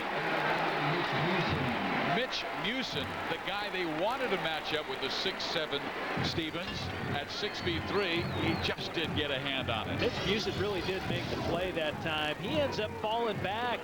Again, a zone blitz, and Newsom just getting, actually stride for stride with the big tight end. He was with Jeremy Stevens. Stevens going up for it. Looked like Jeremy Stevens wasn't in the right place because they were trying to get the ball to the receiver. 2nd down. Will he look for Elstrom? Yes. Todd is there. It's intercepted. Dennis Weathersby. 1 man to beat. And Pickett runs him out of bounds. Rams, he just does not have enough on his throws. I think they patterned right. They just sat that time. Dennis Weathersby showing why he was 1st team all Pac-10 a year ago. The big corner. Watch him swing the gate the other way right here. He just jumps right in front of Todd Elstrom, Steve. Then he's off 72 yards down the sideline. But look at the guy making the tackle, Cody Pickett.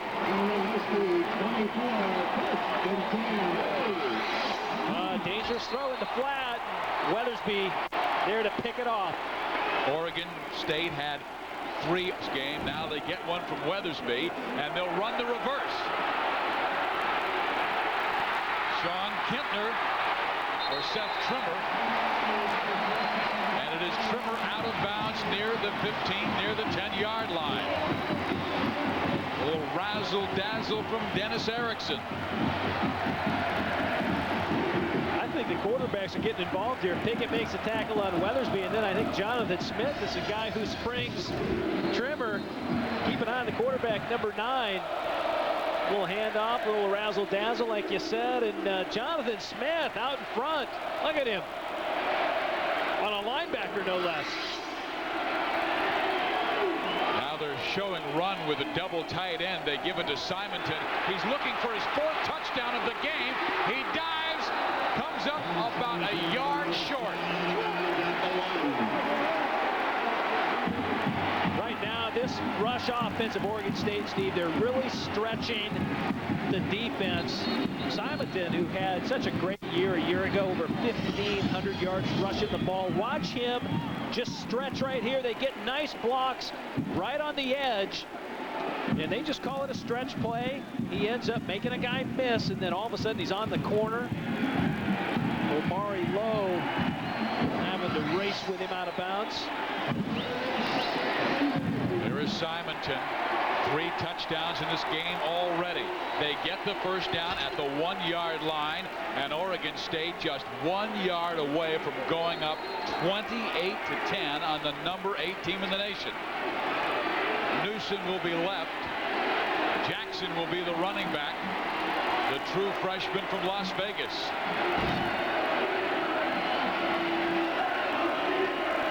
Jackson gets the call, the carry, and the touchdown.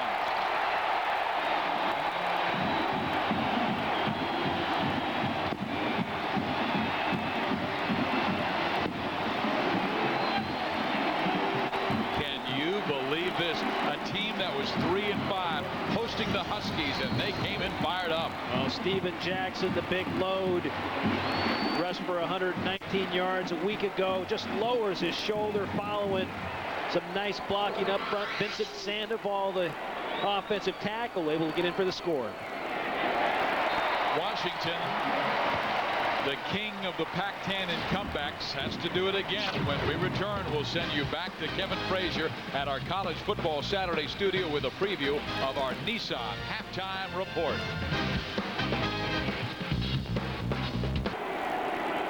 Oregon State dominating Washington early in this game. Smith, pressure on. There's the screen pass. Jackson gets the first down. Jackson will get to the 5-yard line. First and goal, Oregon State.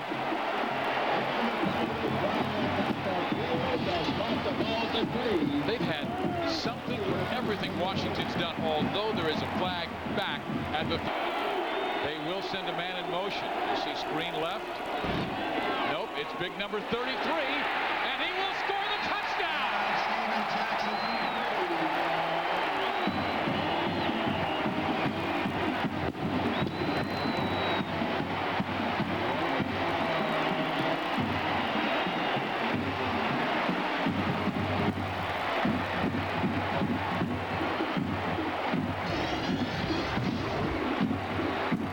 Jackson gets on the corner. You see Larry Triplett almost making the play, disrupting the handoff in the background, Steve. And Steven Jackson is just such a big guy, great vision, nimble of foot, and I think it has an effect on his throwing. Well, he will be sacked here.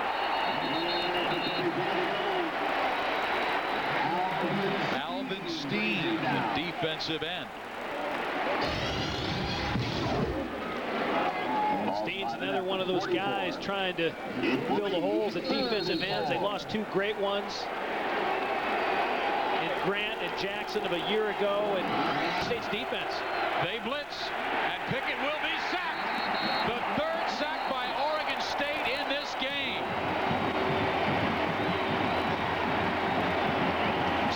determining factor for Oregon State a year ago, going 11-1, having a great season, finishing with a Fiesta Bowl win over Notre Dame. They played with such speed, and it's a hard thing to coach Eric Manning, the big tackle, number 99 there, with James Allen, number 34. They're just starting to bring the heat now. They're getting comfortable, converting 2 long third downs on this one. Showing blitz. Jackson to the 10, to the 5. He will score the touchdown.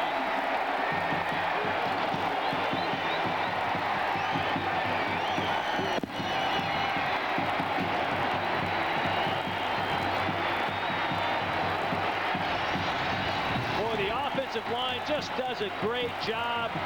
They're able to get, again, to the corner, stretch the defense, and Steven Jackson, you see how powerful he is, able to run through tackles of the Washington Huskies and get in the end zone. 61 yards rushing and 3 touchdowns by the true freshman from Las Vegas. And Oregon State may have a lead that is too big for the Huskies. This is a topsy-turvy Pac-10 conference. Here is Ken Simonton breaking free. Simonton diving for about 13, 14 yards. Tackle made by Wandami Davis. Now you go back to the senior Simonton. And Ken now with 71 yards rushing on 19 carries. He gets a pat on the back from his coach, Dennis Erickson. How about this, Rams, if this is to happen? What if UCLA... Dame.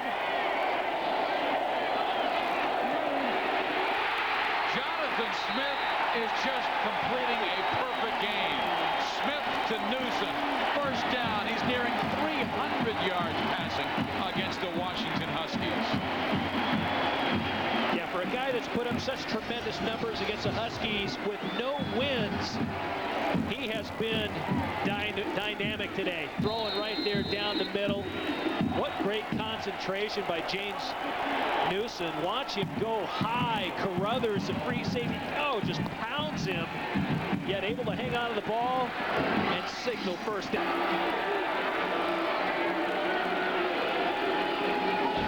Smith with time, fires for the touchdown to Sean Kintner.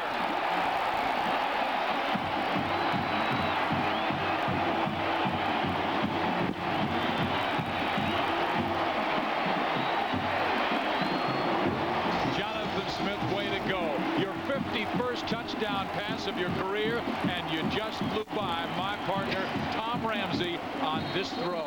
It seems to be like kind of the vogue thing to do these days. Joey Harrington flies by, Jonathan Smith flies by.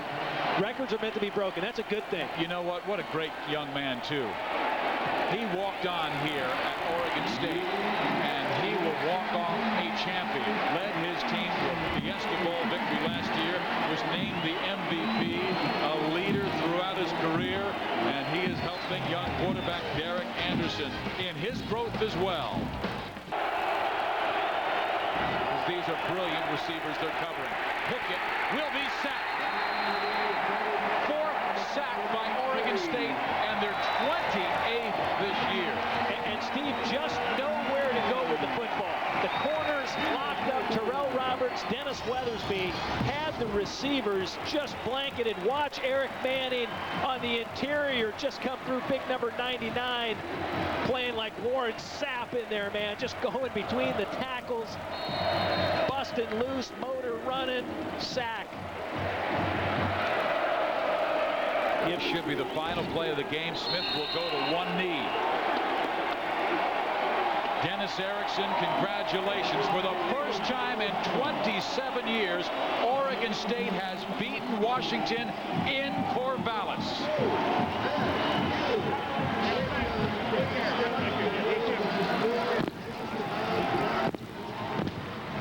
So that's it from Reser Stadium, where the final score is 49-24, Oregon State. What a game for Jonathan Smith and Ken Simonton, 2 of the senior leaders on this Beaver team. Simonton, 3 touchdowns rushing, and Jonathan Jonathan Smith, 2 touchdowns passing. Coming up for most of you, it's college football Saturday action as Colorado takes on Iowa State. For Tom Ramsey and Lewis Johnson, I'm Steve Physiak. College Football Saturday has been a presentation of Fox Sports Net. Good night, everyone.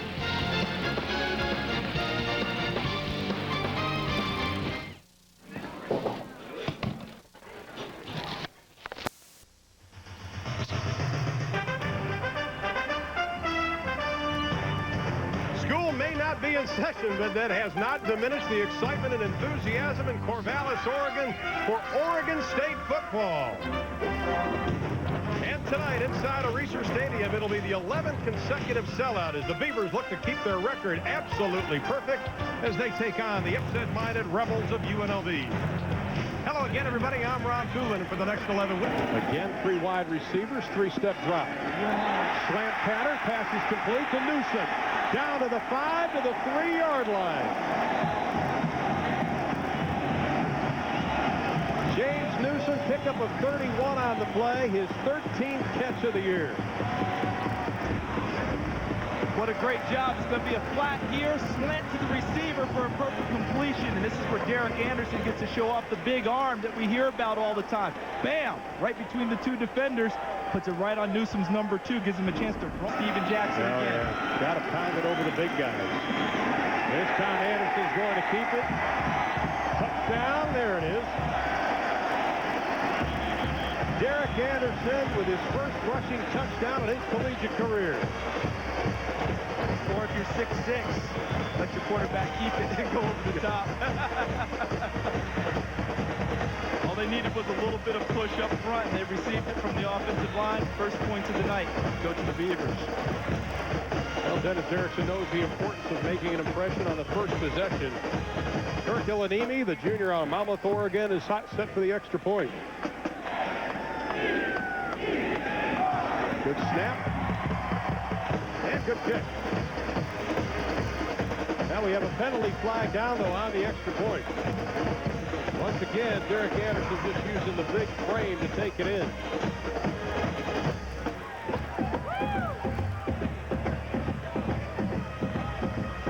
Fullback in an I formation set that you'll see from UNLV today. Eddie Farley in motion. Anderson going up top, has Newsom, touchdown, Oregon State.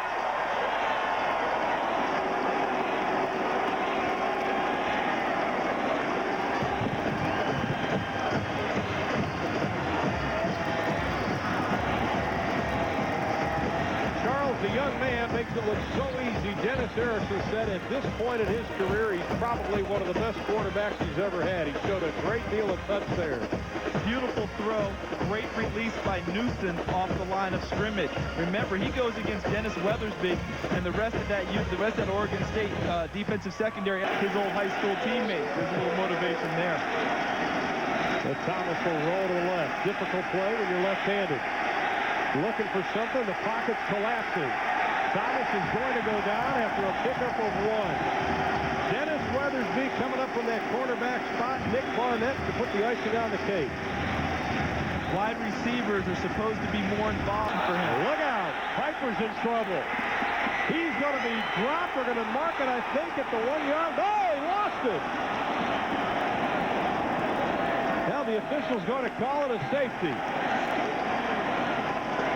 Piper, all he had to do was sit on it, and he would have been down at about the 2-yard line, but instead he gives up the safety, which I guess is probably a good thing.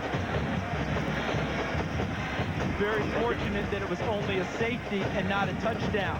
Gary Cook's athleticism can't bring the ball down when it was a bad snap. Now he's got to secure the football. You notice he tried to throw it out of the back of the end zone. He was very fortunate. He had no angle to throw it out the back. The ball kind of bumped around and off of their quarterback. Final 20 seconds here in the opening quarter. Jackson dancing around. Anderson going up top, has a man. Touchdown, Oregon State. Tim Ewis, the junior out of Eugene, Oregon, his first touchdown of the year.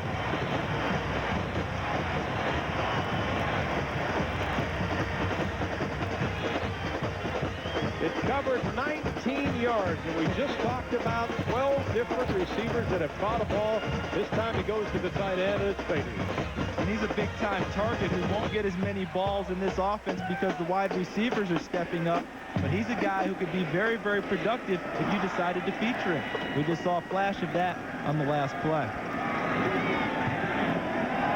The extra point is good. Ewis could be the best receiving tight end in a lot of years here at Oregon State, but this is the young man that's got the great future, Derek Anderson. Watch him coming from the left side of your screen. You see him there right over on a flag route. They call a 7 right to the pylon. Easy throw for Derek Anderson over the top. Another nice pass. And basketball player to basketball player. Both of them were great players in high school. Ewis actually played here at Oregon State for the Beavers. 9th touchdown pass for Derek Anderson, his first year as a starter. And he's nice and calm on the phone again. Yeah, and as well he should be. No interception still. Very fortunate because earlier in the ball game he should have had one when Connie Brown dropped an apparent interception. But still, overall, we're seeing a quarterback blossom in front of our eyes. His 3rd start as a sophomore. Talking about. Absolutely. That's why he's a coach.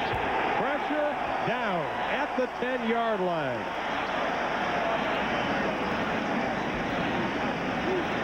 That pocket just does not stay. We've got a penalty, and it's going to go against UNLV. Boy, the lug nuts are loose, and the wheels are about to fall off for John Robinson.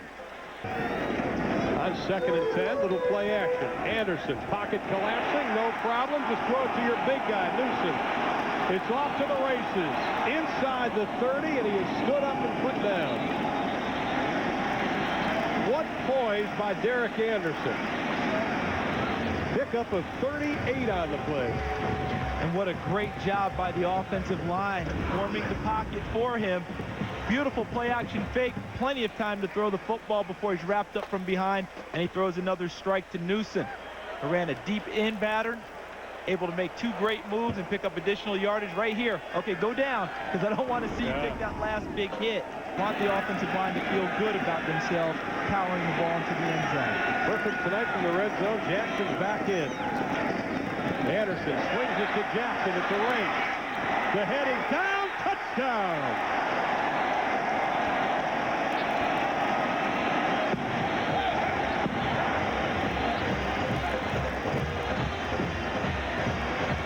Steven Jackson was not to be denied. His first receiving touchdown of the year. His parents love it.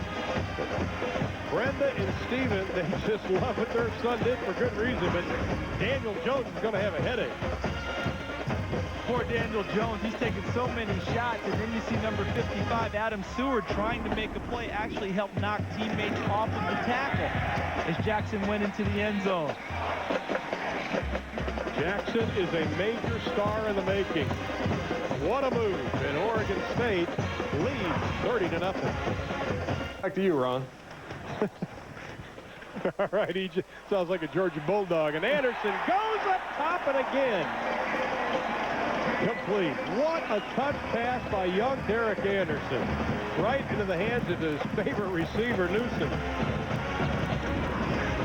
What we're seeing is the effects of off-season training and working. Pump and go. Ball's thrown beautifully, and if you're Daniel Jones, the end of the first half can't get here soon enough. They picked on him and picked on ball for the officials. And with 1:46, Oregon State trying to add on to it. Anderson has a whole side of the field open, throws a touchdown. Jermaine Jackson.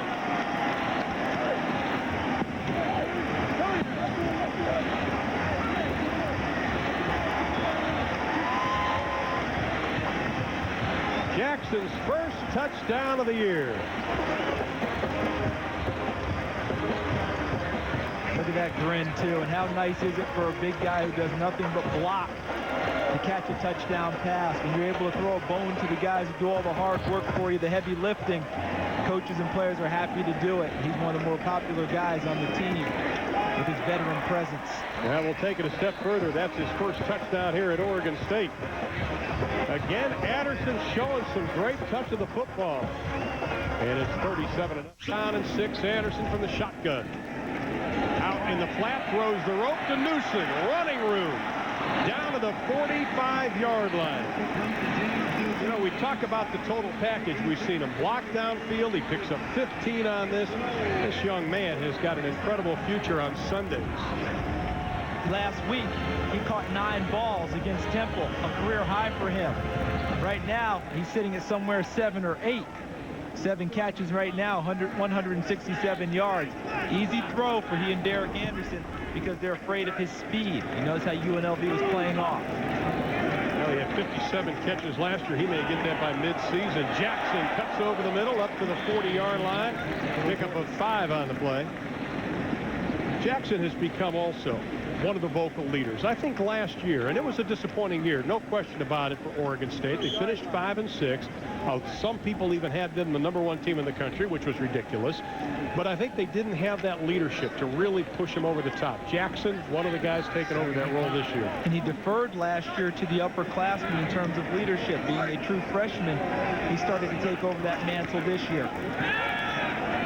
Anderson has a man wide open, complete down to the 10-yard line to Kintner. Touchdown.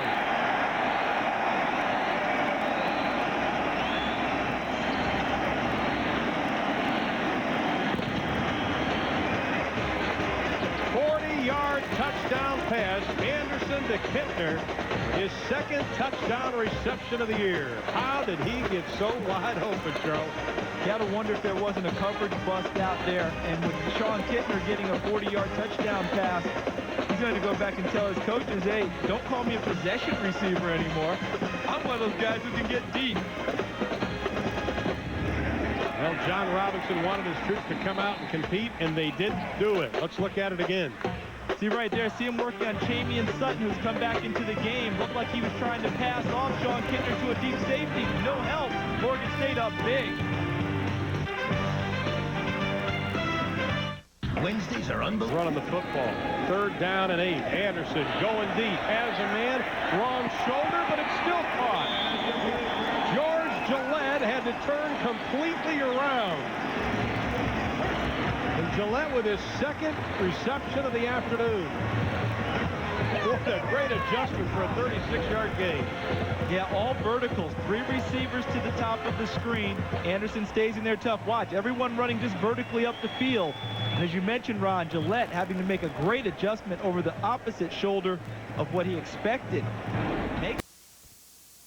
6:08 to play. Thomas, nice fake. Sets up, has a man, throws it up for grabs, and it's grabbed by Oregon State.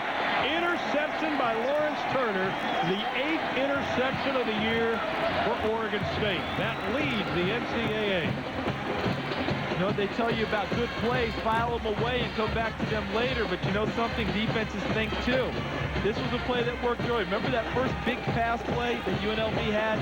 Misdirection, and then throw back across the field, hoping the receiver gets lost in the wash. But right now, Jason Thomas throwing back across field, and Lawrence Turner, number 7, from Las Vegas, with the interception.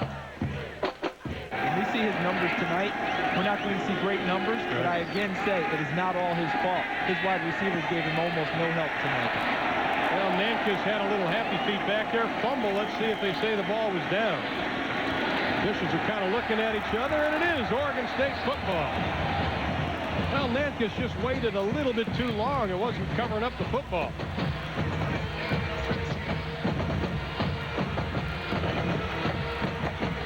With the same players, he comes in and just instills confidence. It shows how important a coach can be in college football. Cal, of course, the same thing. California ahead of Air Force. If they win that, they're 4-0. Here's Jackson with room. Jackson at the 30, spins out of a tackle, gets to 35. That looked like it was going to be bigger than it was. A gain of 15. Let's take a look at that play in the secondary just a moment ago. Worrell coming over. Was he early? There was no flag. What do you think? This play was just an all-go route, and it looks like he is a little early right there. As you see the hit just before that ball got there, probably should have been a flag there, but hey, that's the way the game is played sometimes. It's human decisions. I'm sure Pat Hill is saying, hey, it's about time we got one. There were some decisions in Oregon that we thought might not have been quite right. 2 tight ends now. 1st down and 10. Here's Jackson again. Jackson with a man in front. Nice block at the 40, 45 midfield, and out of bounds into Fresno State territory at the 48-yard line. Williams ran him out. He got a nice kick-out block. I think it was Lee Davis. It looks like Oregon State has found something they want to run, these toss sweeps. They went right the first time, got a nice gain. Now they go back to the left. On 2nd and 10. Anderson directing a little traffic here. Here comes the blitz. Anderson unloads, got a man. That's Farley. They paid for the blitz, and Farley is going to take it in for another Beavers touchdown. It was Worrell coming. Anderson, so poised, just waited, hit his man right in the territory that Worrell would have been. One of the flaws of the zone blitz is it leaves big gaping seams sometimes in the defense. And if you can get the ball there before the guy who's supposed to cover that seam gets there, you can get some big plays. And that's exactly what happened on this touchdown pass to Farley. 48 yards on that one, and that was a thing of beauty. You really got to credit Anderson with hanging in there in the face of that blitz. Really did hang in there, and he took a good shot by 2 different people, delivered that ball right on the money to Farley, and we get a touchdown. Try for point now.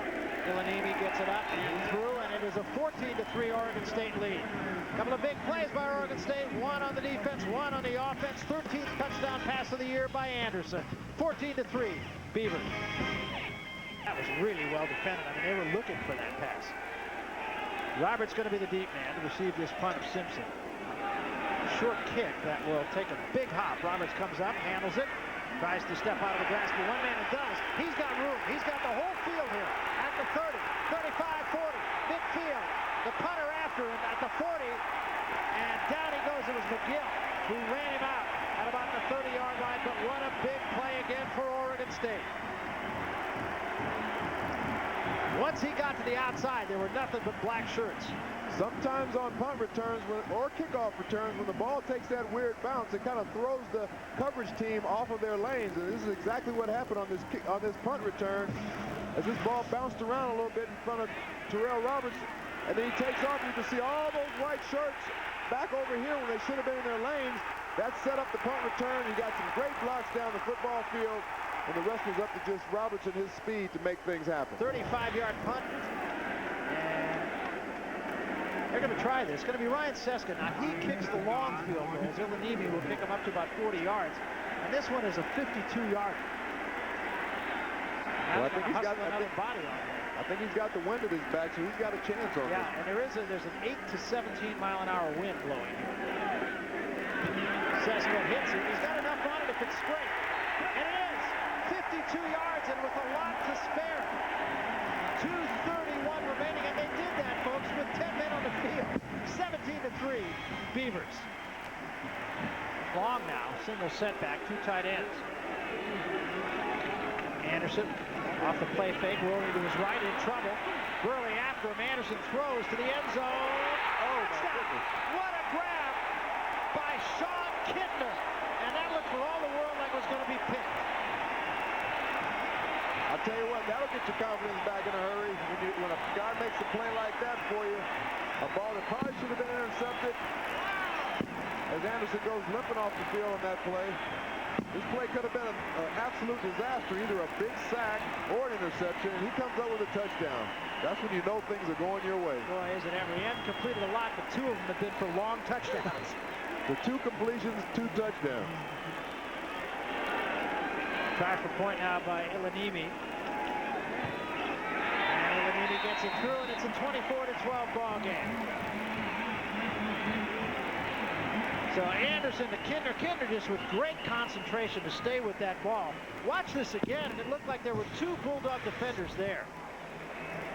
Well, just a little play action. He wants to waggle out, and there's Burley all up over him, and he just sidesteps Nick Burley and throws it down the football field. There's Kidner down there with Raymond Washington, and that ball, he looks like he just misjudged it a little bit. Anderson puts a lot on that football. He really can't get it down the field. Watch here as Nick Burley's barreling down on him. Good job by Anderson stepping up and just letting it go. And that ball was just not played well by Washington down there. It sure was played well by Kidner, though. I think he caught the bottom of the ball. Somewhere along the way, he either twisted an ankle or twisted his knee, because he goes limping, as you see right here, limping off the field. Let's hope that Derek Anderson is all right. And that defensive staff of Fresno State on how to stop this run. They spread it out this time with an empty backfield. 4-man rush. Anderson steps up, throws, touchdown. Caught that time by James Newsom.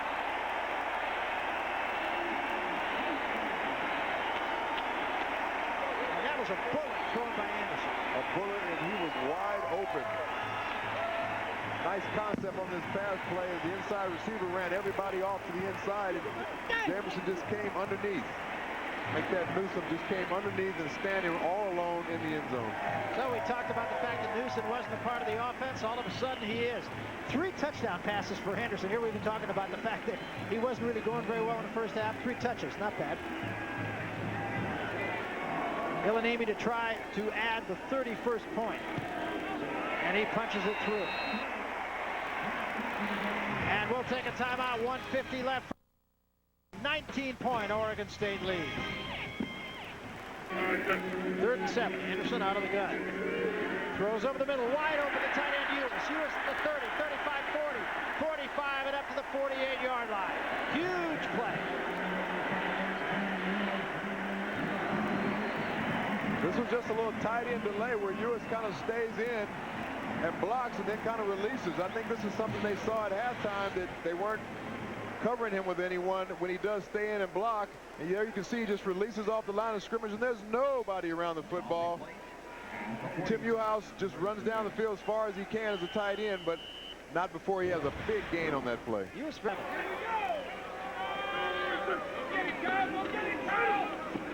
Steps up, throws, got a man, Newsom. He's got a first down and more, down close to the 10-yard line. He gunned that ball. Derek Anderson is really back in rhythm right now, really throwing the ball with a lot of confidence, putting the ball right on his receiver's numbers. He looks like he has a little bit of a limp to me. I'm really not sure if he's 100% right now, but he really delivered that ball very crisply that time to Newsom. Here you can see he looks to his left and comes back to his right, something you don't see a lot of young quarterbacks do, but he does a good job of that and lays that ball right on the numbers. Good timing. And this is the guy you want to get the ball to as much as you possibly can, James Newsom, because he's a playmaker. First down at the 11-yard line. So again, they can make a first down without making a touchdown. Give it to Jackson. Jackson with a big hole, gets it down inside the 5, still on his feet to the 1-yard line. Great blocking up front. Big holes being opened up on the right side of that offensive line. Big holes on that right side of the line. Sanchez at the right guard, Matt Brock at center. Those guys doing a great job at the point of attack. And it takes your running back to find those holes. And then once he gets into the secondary, you see how he just punishes guys that come up and try and make the tackle on him. Here's another look at it. He gets those shoulders north and south, just knocking defenders off of him as he goes straight towards that goal line. Great job.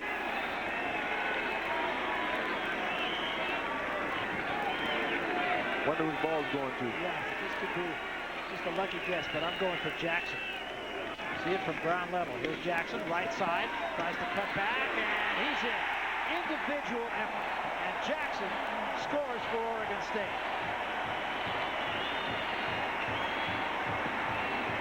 Again, they should have had him stopped in the backfield for a loss, but just his determination and great footwork as he made that cut, planted, and turned upfield towards that goal line, and he wasn't going to be denied of that touchdown.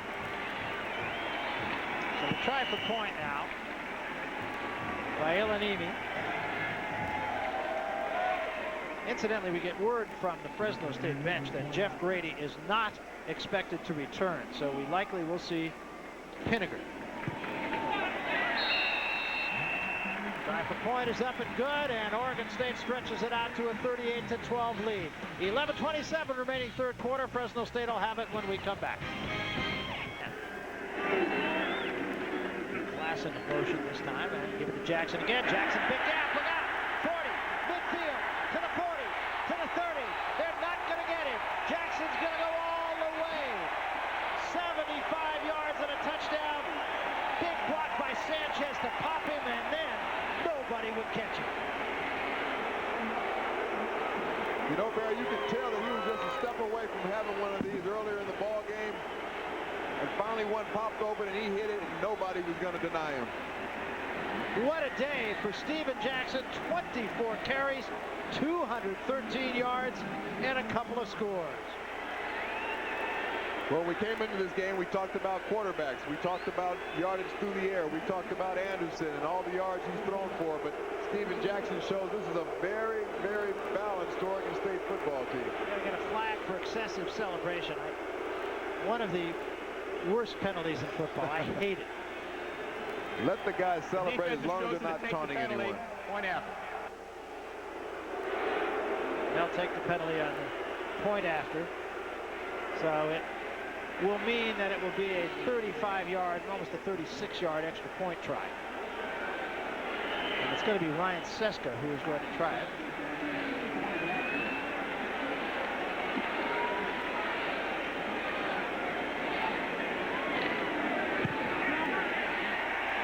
And he makes it good. Just a little bit longer, that's all. So that is the 45th Oregon State point on a 75-yard run by Steven Jackson. It was a thing of beauty. Great block at the line of scrimmage by Sanchez, and Jackson did the rest. Watch it again.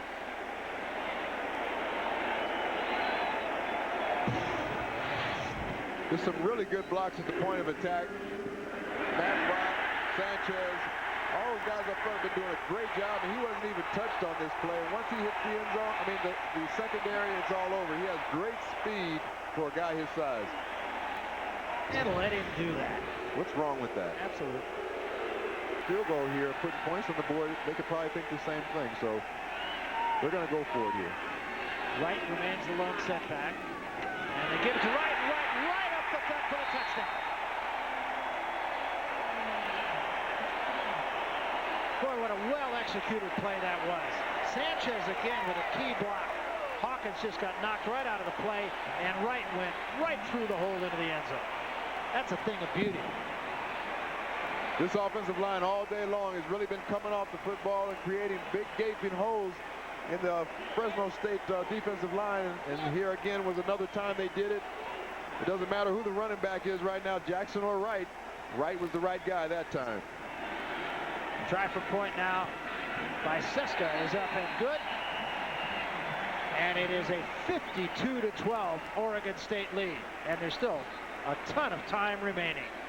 We'll jump away. Oregon State just driving the bus here at Reser Stadium. We're coming back. This time they come with a blitz. Pinniger unloads it. It's intercepted. And this could be a touchdown. Picked off by Happy. And Happy is going to take it into the end zone for another Oregon State touchdown. Second pick for a score by Oregon State. And again, I think, hey, you have to think that Happy just read the eyes of the quarterback. He really did. And I think what he saw was the back flare out. He was probably responsible for the back on the flare. He got underneath that football, and he's a happy young man right now. Happy. 52 yards on that return for a score. Siegler had one earlier in the ball game for the first touchdown of the game, and just like that, it is a 58-12 ball game. Seska will try the point after. I guess, Barry, this is what you call an old-fashioned route, huh? It's a whooping.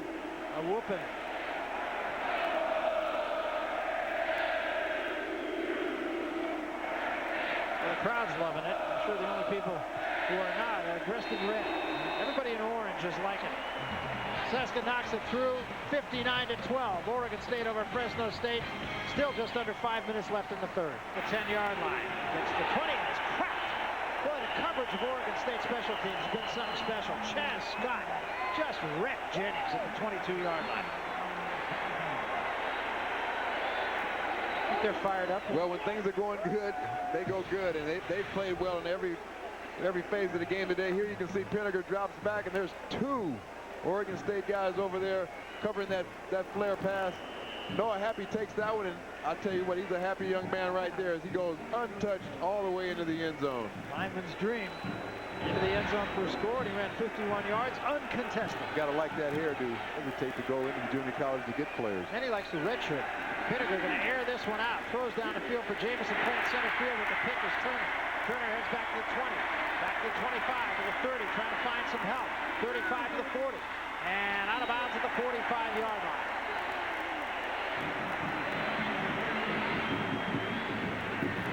Well, that was a poorly thrown football by Paul Pinniger. if he's throwing to his receiver, it's a beautifully thrown football if he's throwing it to Lawrence Turner, and that's what it looked like he was doing. It looked like Turner was the receiver on that play. Jamerson was the intended receiver. And this Oregon State secondary continues to impress. They came into the game with 8 interceptions, and there's another one right there. 3 more in this ball game. Having gone to Michigan and transferring back to his roots in SoCal. And this is a team that wants to establish the run. They'll go back to Vargas, and he is stuffed by Mitch Musin, the free safety, who came up and read it beautifully. And how huge a play is that for Oregon State and their defense? Mitch Musin, the big, strong safety, 6'3", 205-pounder. Watch him just come and just hammer the running back. And, boy, that puts Pete Carroll in a quandary. Musin, 211-pounder. He put on a couple extra pounds. He had an extra cheeseburger. But I tell you what, this is tough because last week they've had problems in their kicking game, and now you know why they're going for it on 4th down. 4th and 1. Vargas remains the lone setback. He'll try Justin again. Not much there, and they did not get it.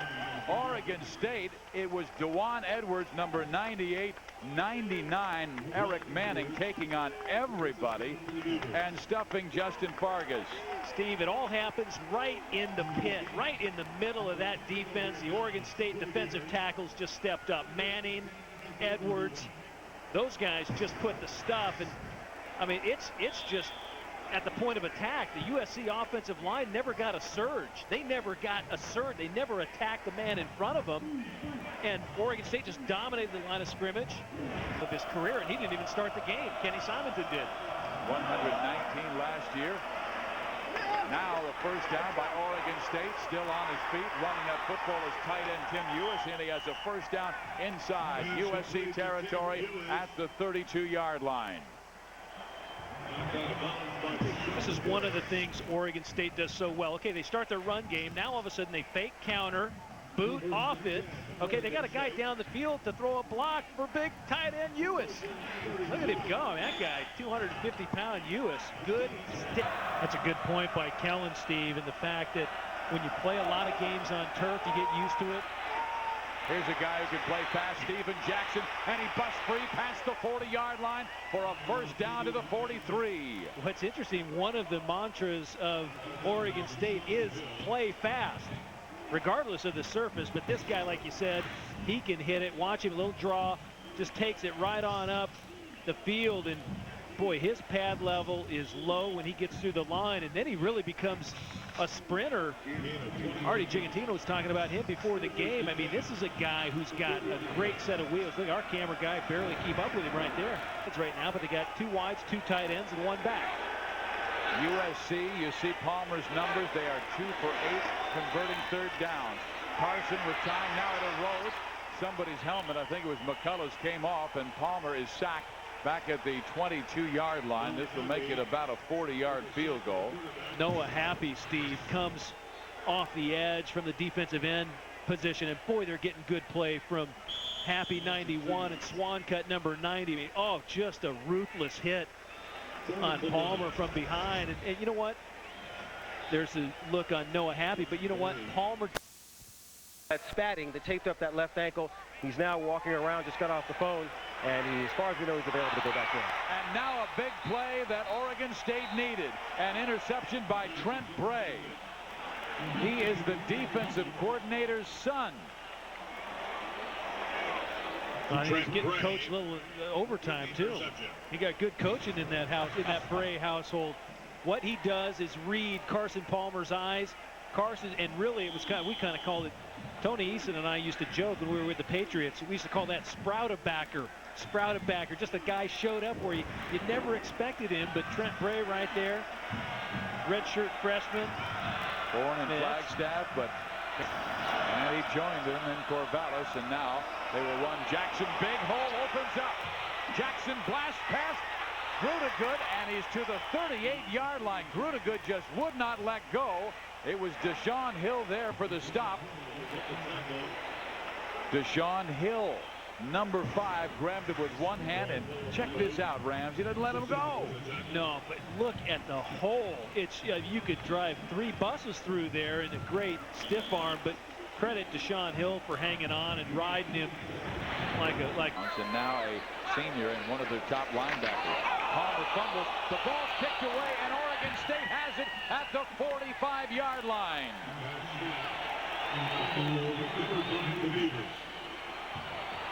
Steve, that's having Calvin Carlisle, very experienced safety back there. All of a sudden he sees a loose ball, and he comes up and he pounces on it. He doesn't try to pick it up. You just see it's an exchange problem. Carson Palmer never got the ball, and again, attribute that to a wet ball. And the field cut down on tailgating, curtailing things. They've also limited alcohol. They will not sell it after the half, Tim. All right, thank you, Alex. And so far, the peace has been kept as Jackson rolls out to the 45-yard line, showing his speed and power again before James Sanders got him. You know, it makes it somewhat simple when nobody touches him until he's about 15 yards downfield. Well, part of that was because James Newsom gave a great block on the strong safety out there. You were a DB. What would you want the DB? You coming up attack? See this guy, 235, running at you. Nice block there. Gives him the corner. Now you're the DB, Rod. See ya. You know, you're dumb enough to try and tackle that guy, but you don't hit him around the thighs. 235 pounds. 4.3, 4.4 speed. Oh, and here he goes the other way. And still going inside the 40. And it was finally Tyrone Culver who brought him down. Oh, that's not fair. That is not fair. You can't be 235 pounds with 4.3 speed. Getting some help, though. Yep, you get a little blocking out to the right side. Watch Josh Hawkins, number 3, with a great crackback block, which brings Jackson to the outside. That was huge. Boy, what a stiff arm this kid has. Look at his left arm come out and says, Are you kidding me with that? Get away from me. Well, he told Ducks us, under. Oh, boy. Yeah, well, yesterday he told us about his stiff arm. He says he looks in the eyes of the defender, and if he doesn't see the hesitation, he says, I'm going to drive him. I give him the stiff arm. An 18-yard pickup as time winds down here now. Oh, that's smooth. And he gets inside the 35 to about the 33-yard line. Danielle Booker. I think Mark Mays. I'm sorry. I think Mark Mays kind of happy about what he's seeing right now. Maybe they heard Mark. Maybe they were listening to the report there, and you knew he was going to get his carries. He just went into 3rd place in Oregon State history with the yardage, and he will certainly continue to add to that. I mean, 17 receptions last year. He had 4 receptions last week. That's one key, Rod. If they can get this kid the ball out in the open field a little bit, you want to talk about even more dangerous. 194 yards more, and he'll be into 2nd place. We've got a lot of football left in this game. If they keep giving it to him, this time they swing it out. And it's the tight end, Ewis, and he gets inside the 10-yard line of Fresno State. Finally stopped there by D. Meza. Jackson, meanwhile, with 57 yards on 8 carries. Great run by Ewis here, but how about the tackle there, Rod? I mean, that's... I don't know, but you know something? Watch this pick play here. He's going to get out here, and they're going to pick inside to wall off the coverage. That's how you get a tight end free. You run a pick play, look at that. Now you got a tight end open in the flat. That's a great play, you know, because they usually don't have the speed to go ahead and get open by themselves, huh? Terrible play.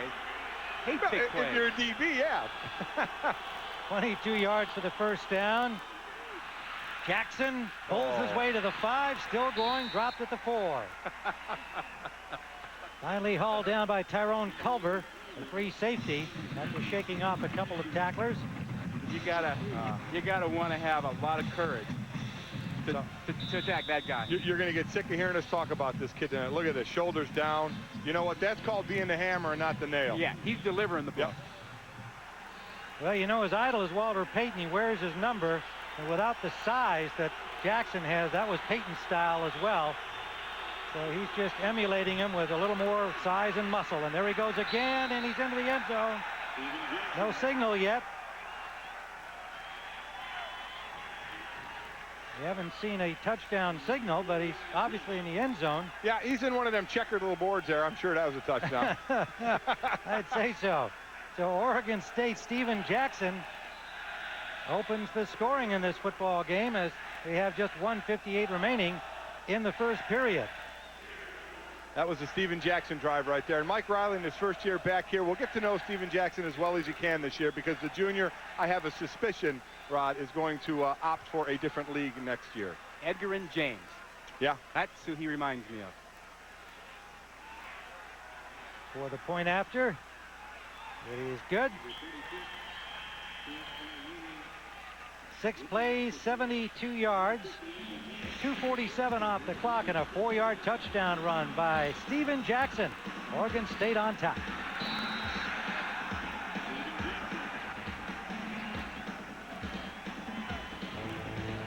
Bulldog ball, and Bernard Berrien makes his first appearance here on schedule at the Fresno State 46-yard line. Grady going deep, and it is picked up down there. Berrien, the intended receiver. Excellent coverage all the way down the field by Eric Williams. The ball a little overthrown, and Williams makes the grab. You cannot play the deep ball any better than that. I mean, Williams is one-on-one, locked on with a guy who's an NFL caliber receiver. Yep. Watch this single coverage.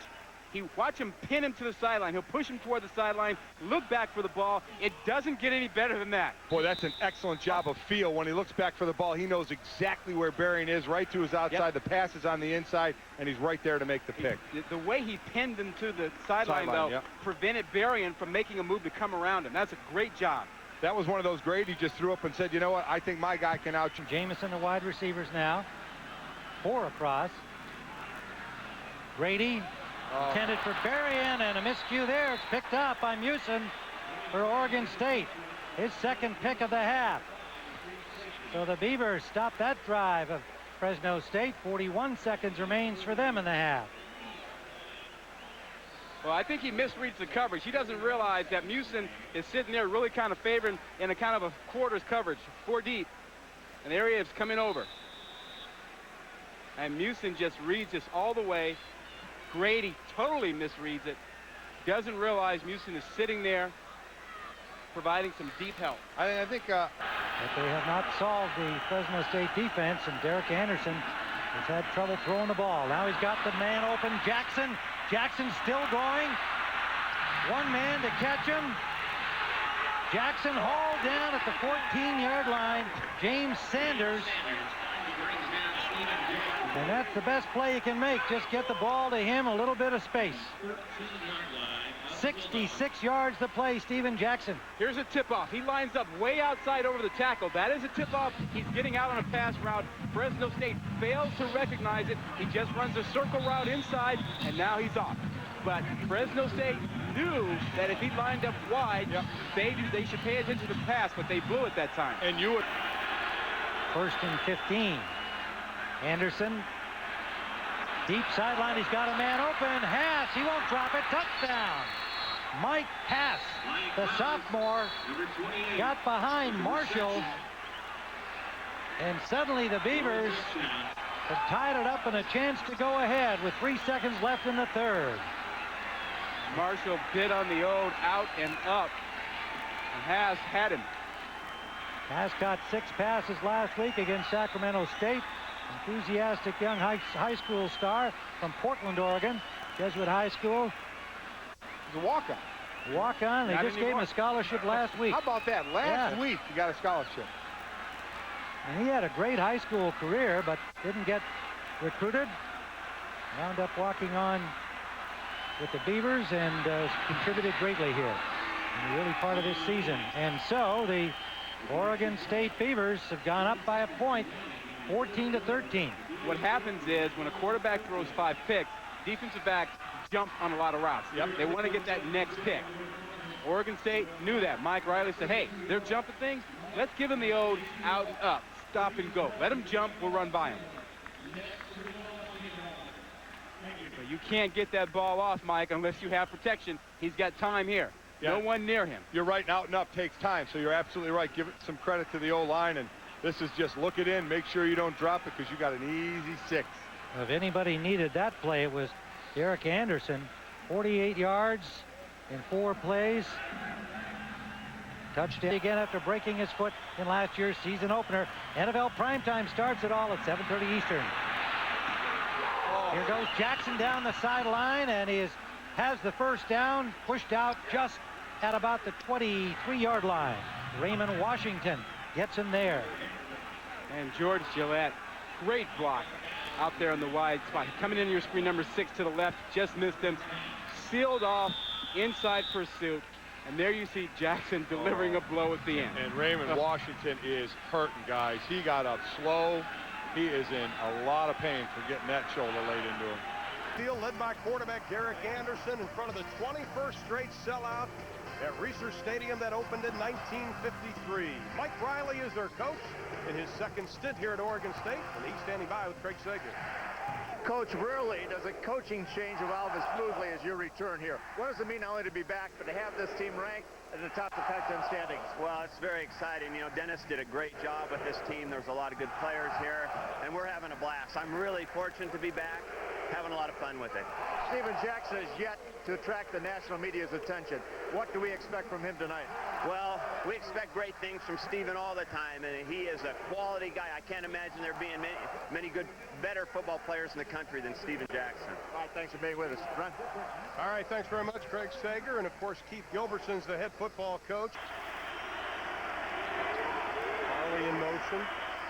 They're only going to bring 3. They drop a lineman down. Anderson over the middle has a man complete down to the 2-yard line. Mike Hass, and they're calling him down. What a throw, though, by Anderson.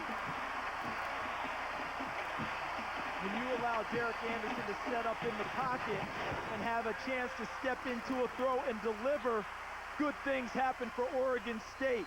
And Mike Hass, a former walk-on who earned a scholarship this year, taking a look from the end zone, goalpost cam from All-State, goes up between 2 Washington Huskies, a 30-yard gain on 3rd and 16, his first and goal for Oregon State. Big-time throw and an even bigger catch. Absolutely. This drive, almost 5 minutes old. Anderson looking, has the space. Touchdown, Oregon State.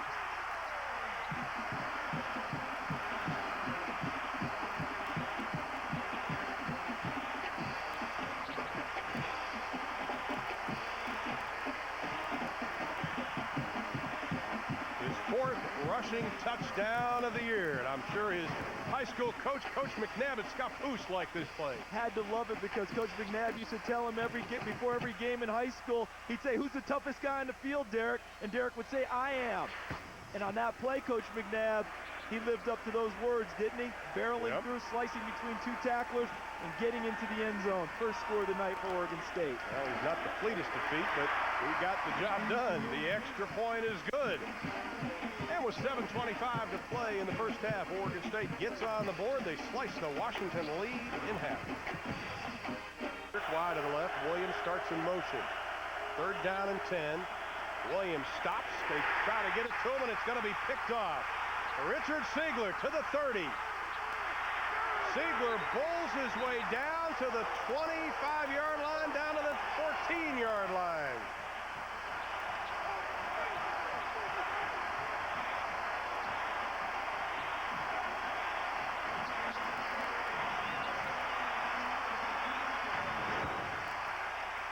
Watch Siegler.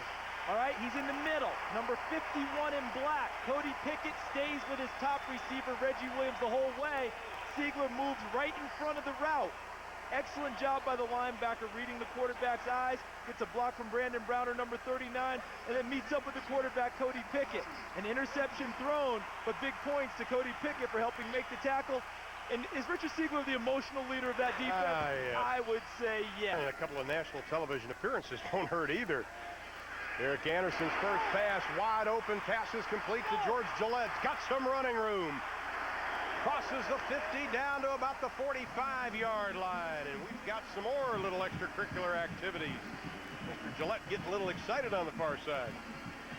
And really a good piece of officiating because they probably could have flagged him for excessive celebration or unsportsmanlike conduct because I thought I saw him spike the ball on the sideline after the catch. Great throwing catch and then an excellent move. Look at the move that he puts on number 5, Sam Cunningham, as well as Jimmy Newell coming back into the play. And then after the play, see him spike the ball there? Good job. Yeah. It looks like and USC, that big win over Notre Dame today. Of course, Ernie will have the highlights of that coming up. Anderson going deep into the end zone. Pass is caught. Touchdown, Oregon State. George Gillette.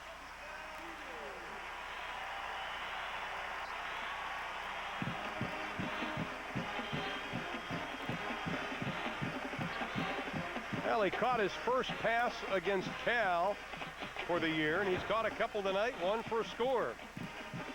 Nice fake by Anderson again. Look at the time he has to throw the football. Good job by the offensive line. Very good throw into the end zone, beating Sam Cunningham, number 5. George Gillette getting Oregon State back on the scoreboard.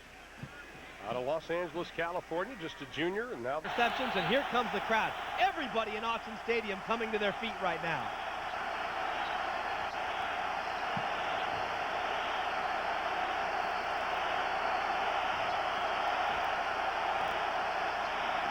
Little fake, looking downfield, looking way downfield, and he's got a man. Newsom at the 40, gets loose. Beavers are already at the 30-yard line. Joe, that's what happens when you give Derek Anderson a lot of time. He will hurt you. He has great vision looking downfield. You got to get people in his face. Gain of 28 to the 30. Everybody's thinking about run right here. The Ducks think about run. Newsom gets down the field, crosses the field, and then breaks the tackle. It's one thing the Ducks can't do. Let them break tackles after they catch the ball. Well, it's a great start for Oregon State. Just what they wanted, a 3 and out, and now they're deep in Oregon territory. Anderson's going to throw it again. Jackson wide open, one man to beat. At the 20 and goes down to the 17-yard line. Another first down. Beavers have come ready to play football. Derek Anderson, the quarterback. Steven Jackson, of course, the single back. Newsom, Farley, Ewis, Mike Hass having a good year out of Jesuit High School in Portland. On the offensive line, Kenan Sanchez, the spiritual leader of that football team, on the offensive line. And here come the Beavers, just moving the ball at will in the early going. 2 plays, and right down the field, and Anderson's going to throw it. Look into the end zone. Here he goes to Ewis. It is incomplete. He caught it, but they say he was out of bounds. And he did not have it. And Ewis says that's a bad call. I don't know, it was a good play by Ewis, but I think about it, he was bobbling the ball. You have to have possession of the football right there. It comes up right now, then now his back foot is out of bounds, and the other foot is half, I think that right foot is still also out of bounds. 1, doesn't have control. 2. Heel is on the end line. Gotta have control. It'll be 2nd down and 10 now. Jackson's gonna get his first carry. Big hole. Jackson to the 5, down to the 1-yard line.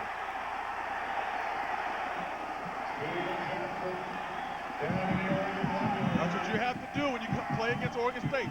Stop Steven Jackson. You have to get 8 or 9 guys. A simple dive play. It's a single back set. Right there, Keith Lewis has to make that tackle. It's one-on-one. You got to make the tackle.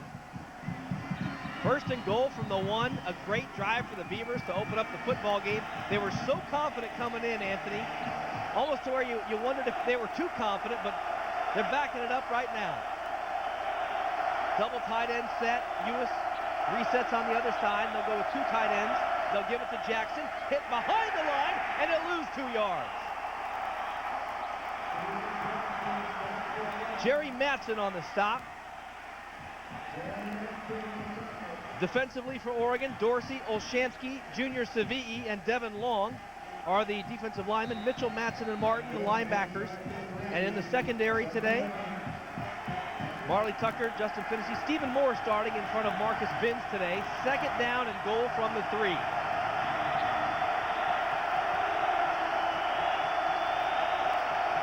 Now they'll go to the other side with Ewis, and they'll run Jackson.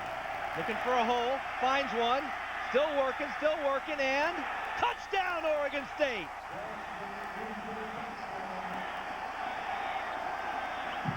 And they made it look easy. Well, I think they kept the Ducks off balance by running pass. Everybody thought Oregon State was come out and run the football. First 2 plays, they threw the football. Then they give it to Steven Jackson. When you're this close to the goal line, you give it to your number 1 guy, number 34. He can find pay dirt, and he did. 6 plays and 58 yards, only took him 1:49. And it all started with Oregon's first down play when they could not convert a first down with an open receiver. And the extra point by Kirkulanimi is good, and Oregon State has a 7-0 lead. Give them a short field. It's very difficult against this offense. Oregon State on top in the 107th Civil War. Ducks going to have to play from behind here at Austin Stadium. Watching on GoDucks.com on the Ozone around the world. Ducks on a great drive now to the 27-yard line, and Clemens going to throw it on first down. Here comes the rush, going to the end zone. Parker looking up, and incomplete. Great play by Browner. Make it Eric Williams. Great play by Eric Williams, who turned around right at the right time. That was a great defensive play by Williams. Turning around, looking at Sammy Parker's eyes. When his eyes get big, that's when the corner turns around and looks. If he looks too soon, he's going to get beat. Perfect timing, knocks the ball down. Great play. Right with him, step by step. 2nd down and 10 now. They bring Sammy Parker. And on this play, he's on the nose, and they're going to rush 3. Little slant over the middle. Jackson has it. And the rushing 3 men against Oregon State so far has not worked as they convert on 2nd down and pick up the first. Oregon State is really tearing up the zone that Oregon is playing. Oregon's playing a zone, and they're a little confused back there because guys getting lined up in the last minute. Steven Jackson, now, I think Jerry Matson was on the inside guy, almost there, but almost not good enough. Is now in Duck territory. Trailing by 7, looks like they got the reverse set. It's going to be a pass. Newsom throws it down the field, man open, has him at the 20-yard line, into the 15. So the Beavers go to the trickery, and they get it. Mike Hass. So Mike Hass is an excellent receiver. He's a guy that slipped through the fingers. Should have been a scholarship player from the beginning at Jesuit High School. Scholarship player for the Ducks. Well, you know, the word was he wasn't fast enough, but I don't think you have to be fast to be a receiver. You got to know how to get open, and can you catch the football? Mike Hass can do that. Good throw by Newsom as well. Put it right on the money.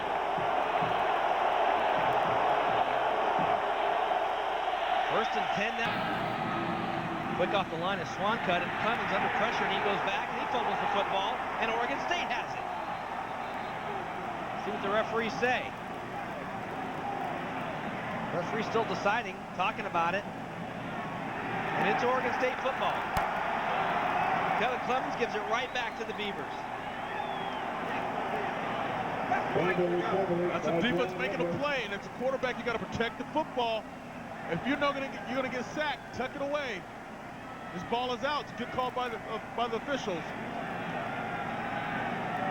Juan Edwards with the recovery. The Beavers have great field position here with 3. 1st and 10. This would be a big touchdown. Ducks trying to get a little bit of separation. Williams in motion. They'll give it to Whitehead, who goes backwards. Great play by the Oregon State defense. Chaz Scott on the stop.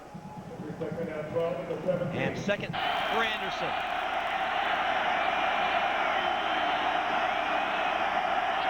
Have to throw it again. Here comes the rush a little bit. Got a man open. And they're going to have the 1st down and more to the 40 and the 38-yard line. Another 3rd down conversion for the Beavers. The 3rd down conversion is killing the Ducks right now. They can't get off the field. Once again, the official stats only had it 2 of 8, which is not correct. No. And then looking at Derek Anderson right there, he has time to throw the football. You cannot give this young man time. He will hurt you.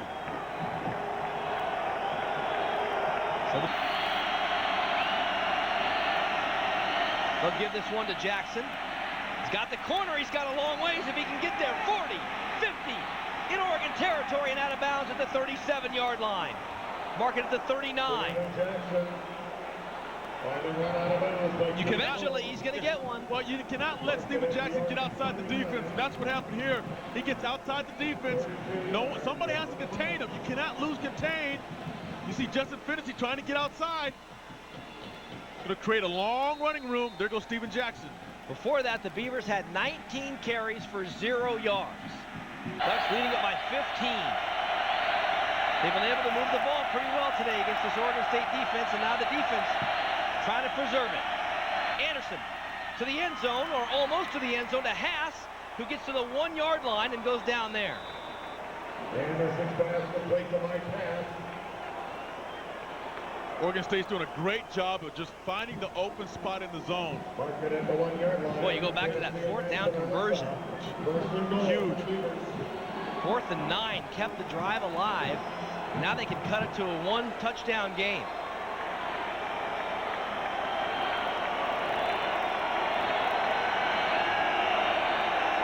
Bucks may have to score again, Anthony, to win this football game. Yes, they will.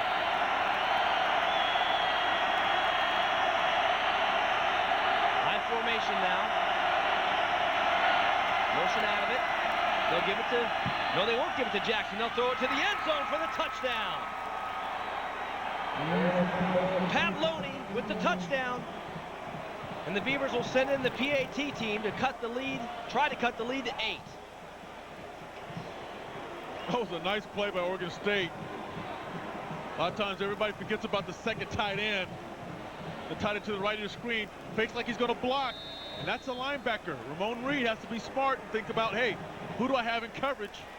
You can't look in the backfield. You got to look at your receiver. And the drive featured a 4th and 9 conversion and also a 3rd and 13 conversion. Both deep in Oregon territory. And it's an 8-point game. Very much in doubt here at Autzen Stadium. Ducks lead it 28-20. Huge series. Biggest series of the year for both football teams. Hit behind the line and dropped is Terrence Whitehead. Well, right now, looking at Oregon State, they feel like they have some momentum. Their defense is playing off their offense. The offense went down and scored some points. Now the defense is hyped up, saying, now it's our job to stop this Oregon offense. 2nd down and 12.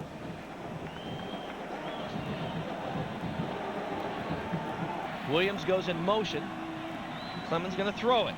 Good protection, looking, and it is intercepted! Intercepted by the Beavers. Richard Ziegler.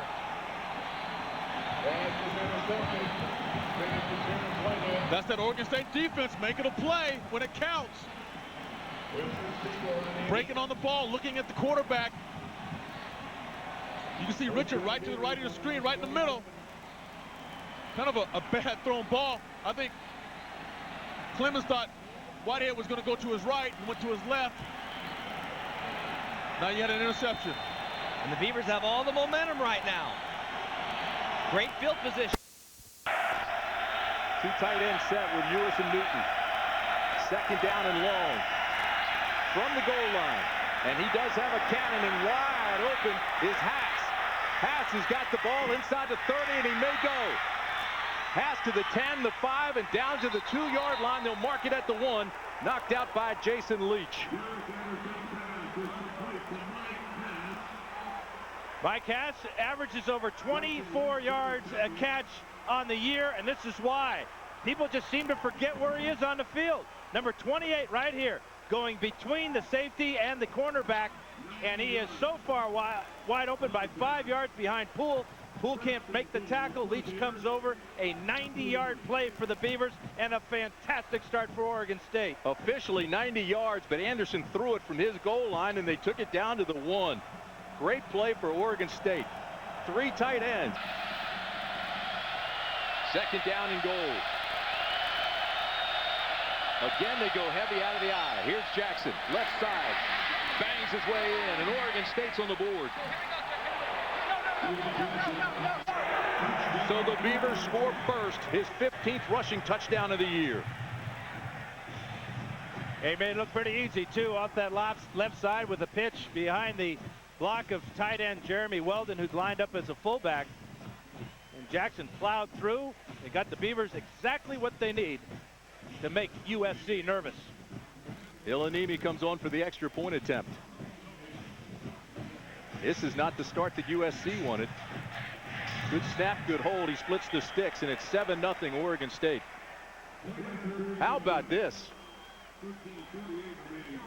Right out of the blocks offensively. After 2 plays for a loss, they come out with the big 90-yard strike to Haas and the touchdown by Jackson. You know, the Beavers were shut out last year against SC 22-0. They needed just 1 minute and 12 seconds to score today, thanks to this 90-yard completion from Derek Anderson to Mike Haas.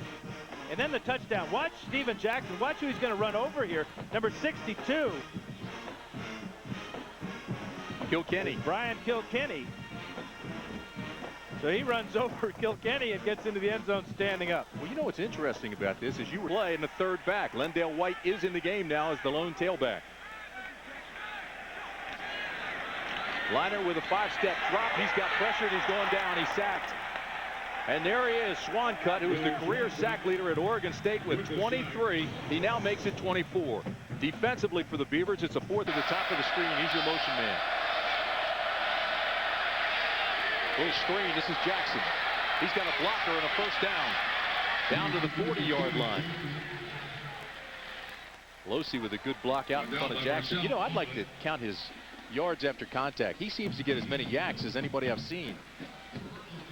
And he gets a lot on the pass play. Screen pass to Jackson out here with 3 receivers cleaning down the field.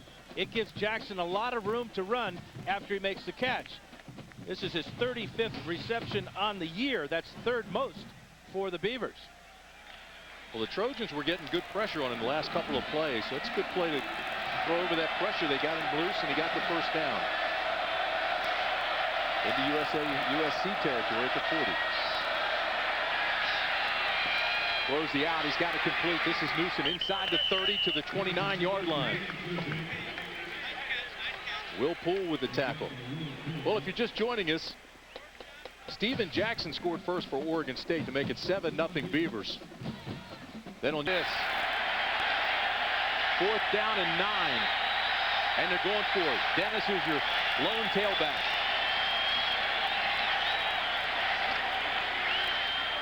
Slant, Williams, incomplete. They don't get it, no flags.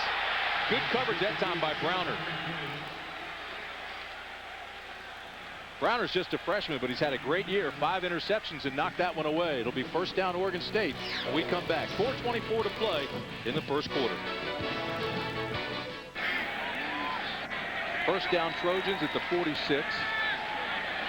A little pressure this time, and it's picked off. Ziegler's got it at midfield at the 47-yard line. And there's your interception from Matt Leinart. Yeah, miscommunication between Leinart and Lendale White. But there was also pressure from that Beaver front 4. That caused the early throw. Ziegler is right in the middle here, number 51. White is going to come from this side. Ball thrown well behind. Ziegler with a great job of keeping his eye on the quarterback. Ziegler and White. Well, you and the pressure from Dwan Edwards right there forces Leinart to throw the ball where White wasn't. You mentioned he came into the game. It lapsed in that first quarter. Well, Derek Anderson's interception was turned into points by the Trojans. He's got to be careful, protect the ball. They're awfully good at turning it over. He's looking deep here. He's got Haas out there in front, and Haas has it. Terrific catch by Mike Haas all the way down to the 40-yard line. I'm not sure FC has seen a quarterback that can throw the ball as far as Derek Anderson. There were 2 Trojans back in this coverage, but the reason he can get it off is watch as he steps up, gathers his momentum, perfect form, and just lets it rip for Mike Haas down the field. Well, Mike Riley was saying, Dan, that he can't do it all. He doesn't have to try to do it all. Just play within himself, and that time he looked very comfortable in the pocket. Aside from that one interception. Newsom's at the bottom of the screen there. And they're looking for him. Newsom's got it inside the 10. And there's a flag. He was working on Will Poole. We'll wait and see who's it against. Flag was thrown after Newsom made the catch. And what a fantastic catch it was. He was battling with Will Poole all the way down the field. Battle of 2 of the best in the Pac-10. 13 seconds left. It's 3rd down and 5. Anderson. Ewis, touchdown Beavers. Derek Anderson threw a strike to Timmy Ewis.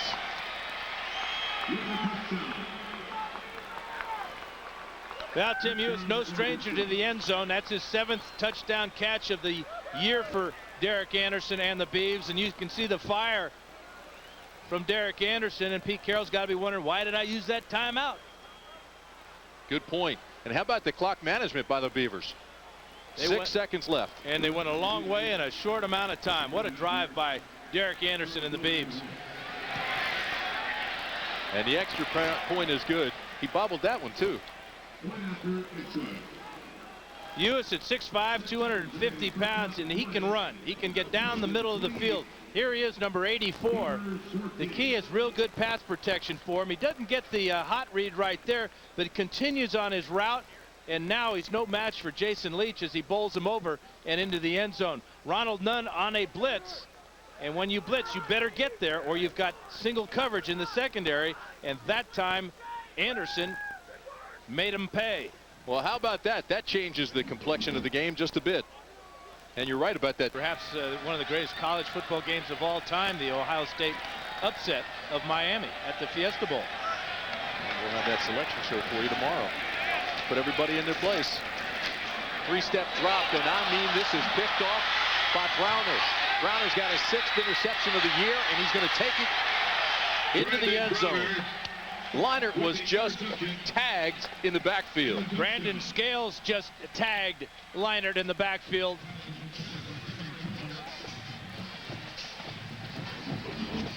Scales, coming from his defensive end spot, hit the quarterback right in the back. And that ball is up for grabs once that happens. Brandon Browner, the freshman player of the year in the Pac-10, with the touchdown. What a busy day he's had. And so Oregon State comes right back and jumps back into it. Extra point attempt is good. 35-21 USC. That won't help them in the polls. And I'm not as impressed anymore. 7 6 weeks ago. On first down, over the middle they go. They've got to complete again, and it's Haas. Haas is out to the 45. Another first down, big gainer for Oregon State. They hustle back up to the line of scrimmage, move the chains. A little bit of a sheepish look on Derek Anderson's face because this ball may have been intended for number 2 and not number 28. Newsom certainly thought so. But Haas with another big catch. 5 catches, 174 yards. He's up in his average. He's had a terrific year. Down and 8. If Newsom get that, that'd be a great grab. Yeah, he had to reach way down behind him to make that catch. Almost looked like he wasn't expecting it. Well, it's that blitz off the corner. You can see Nunn rush the passer,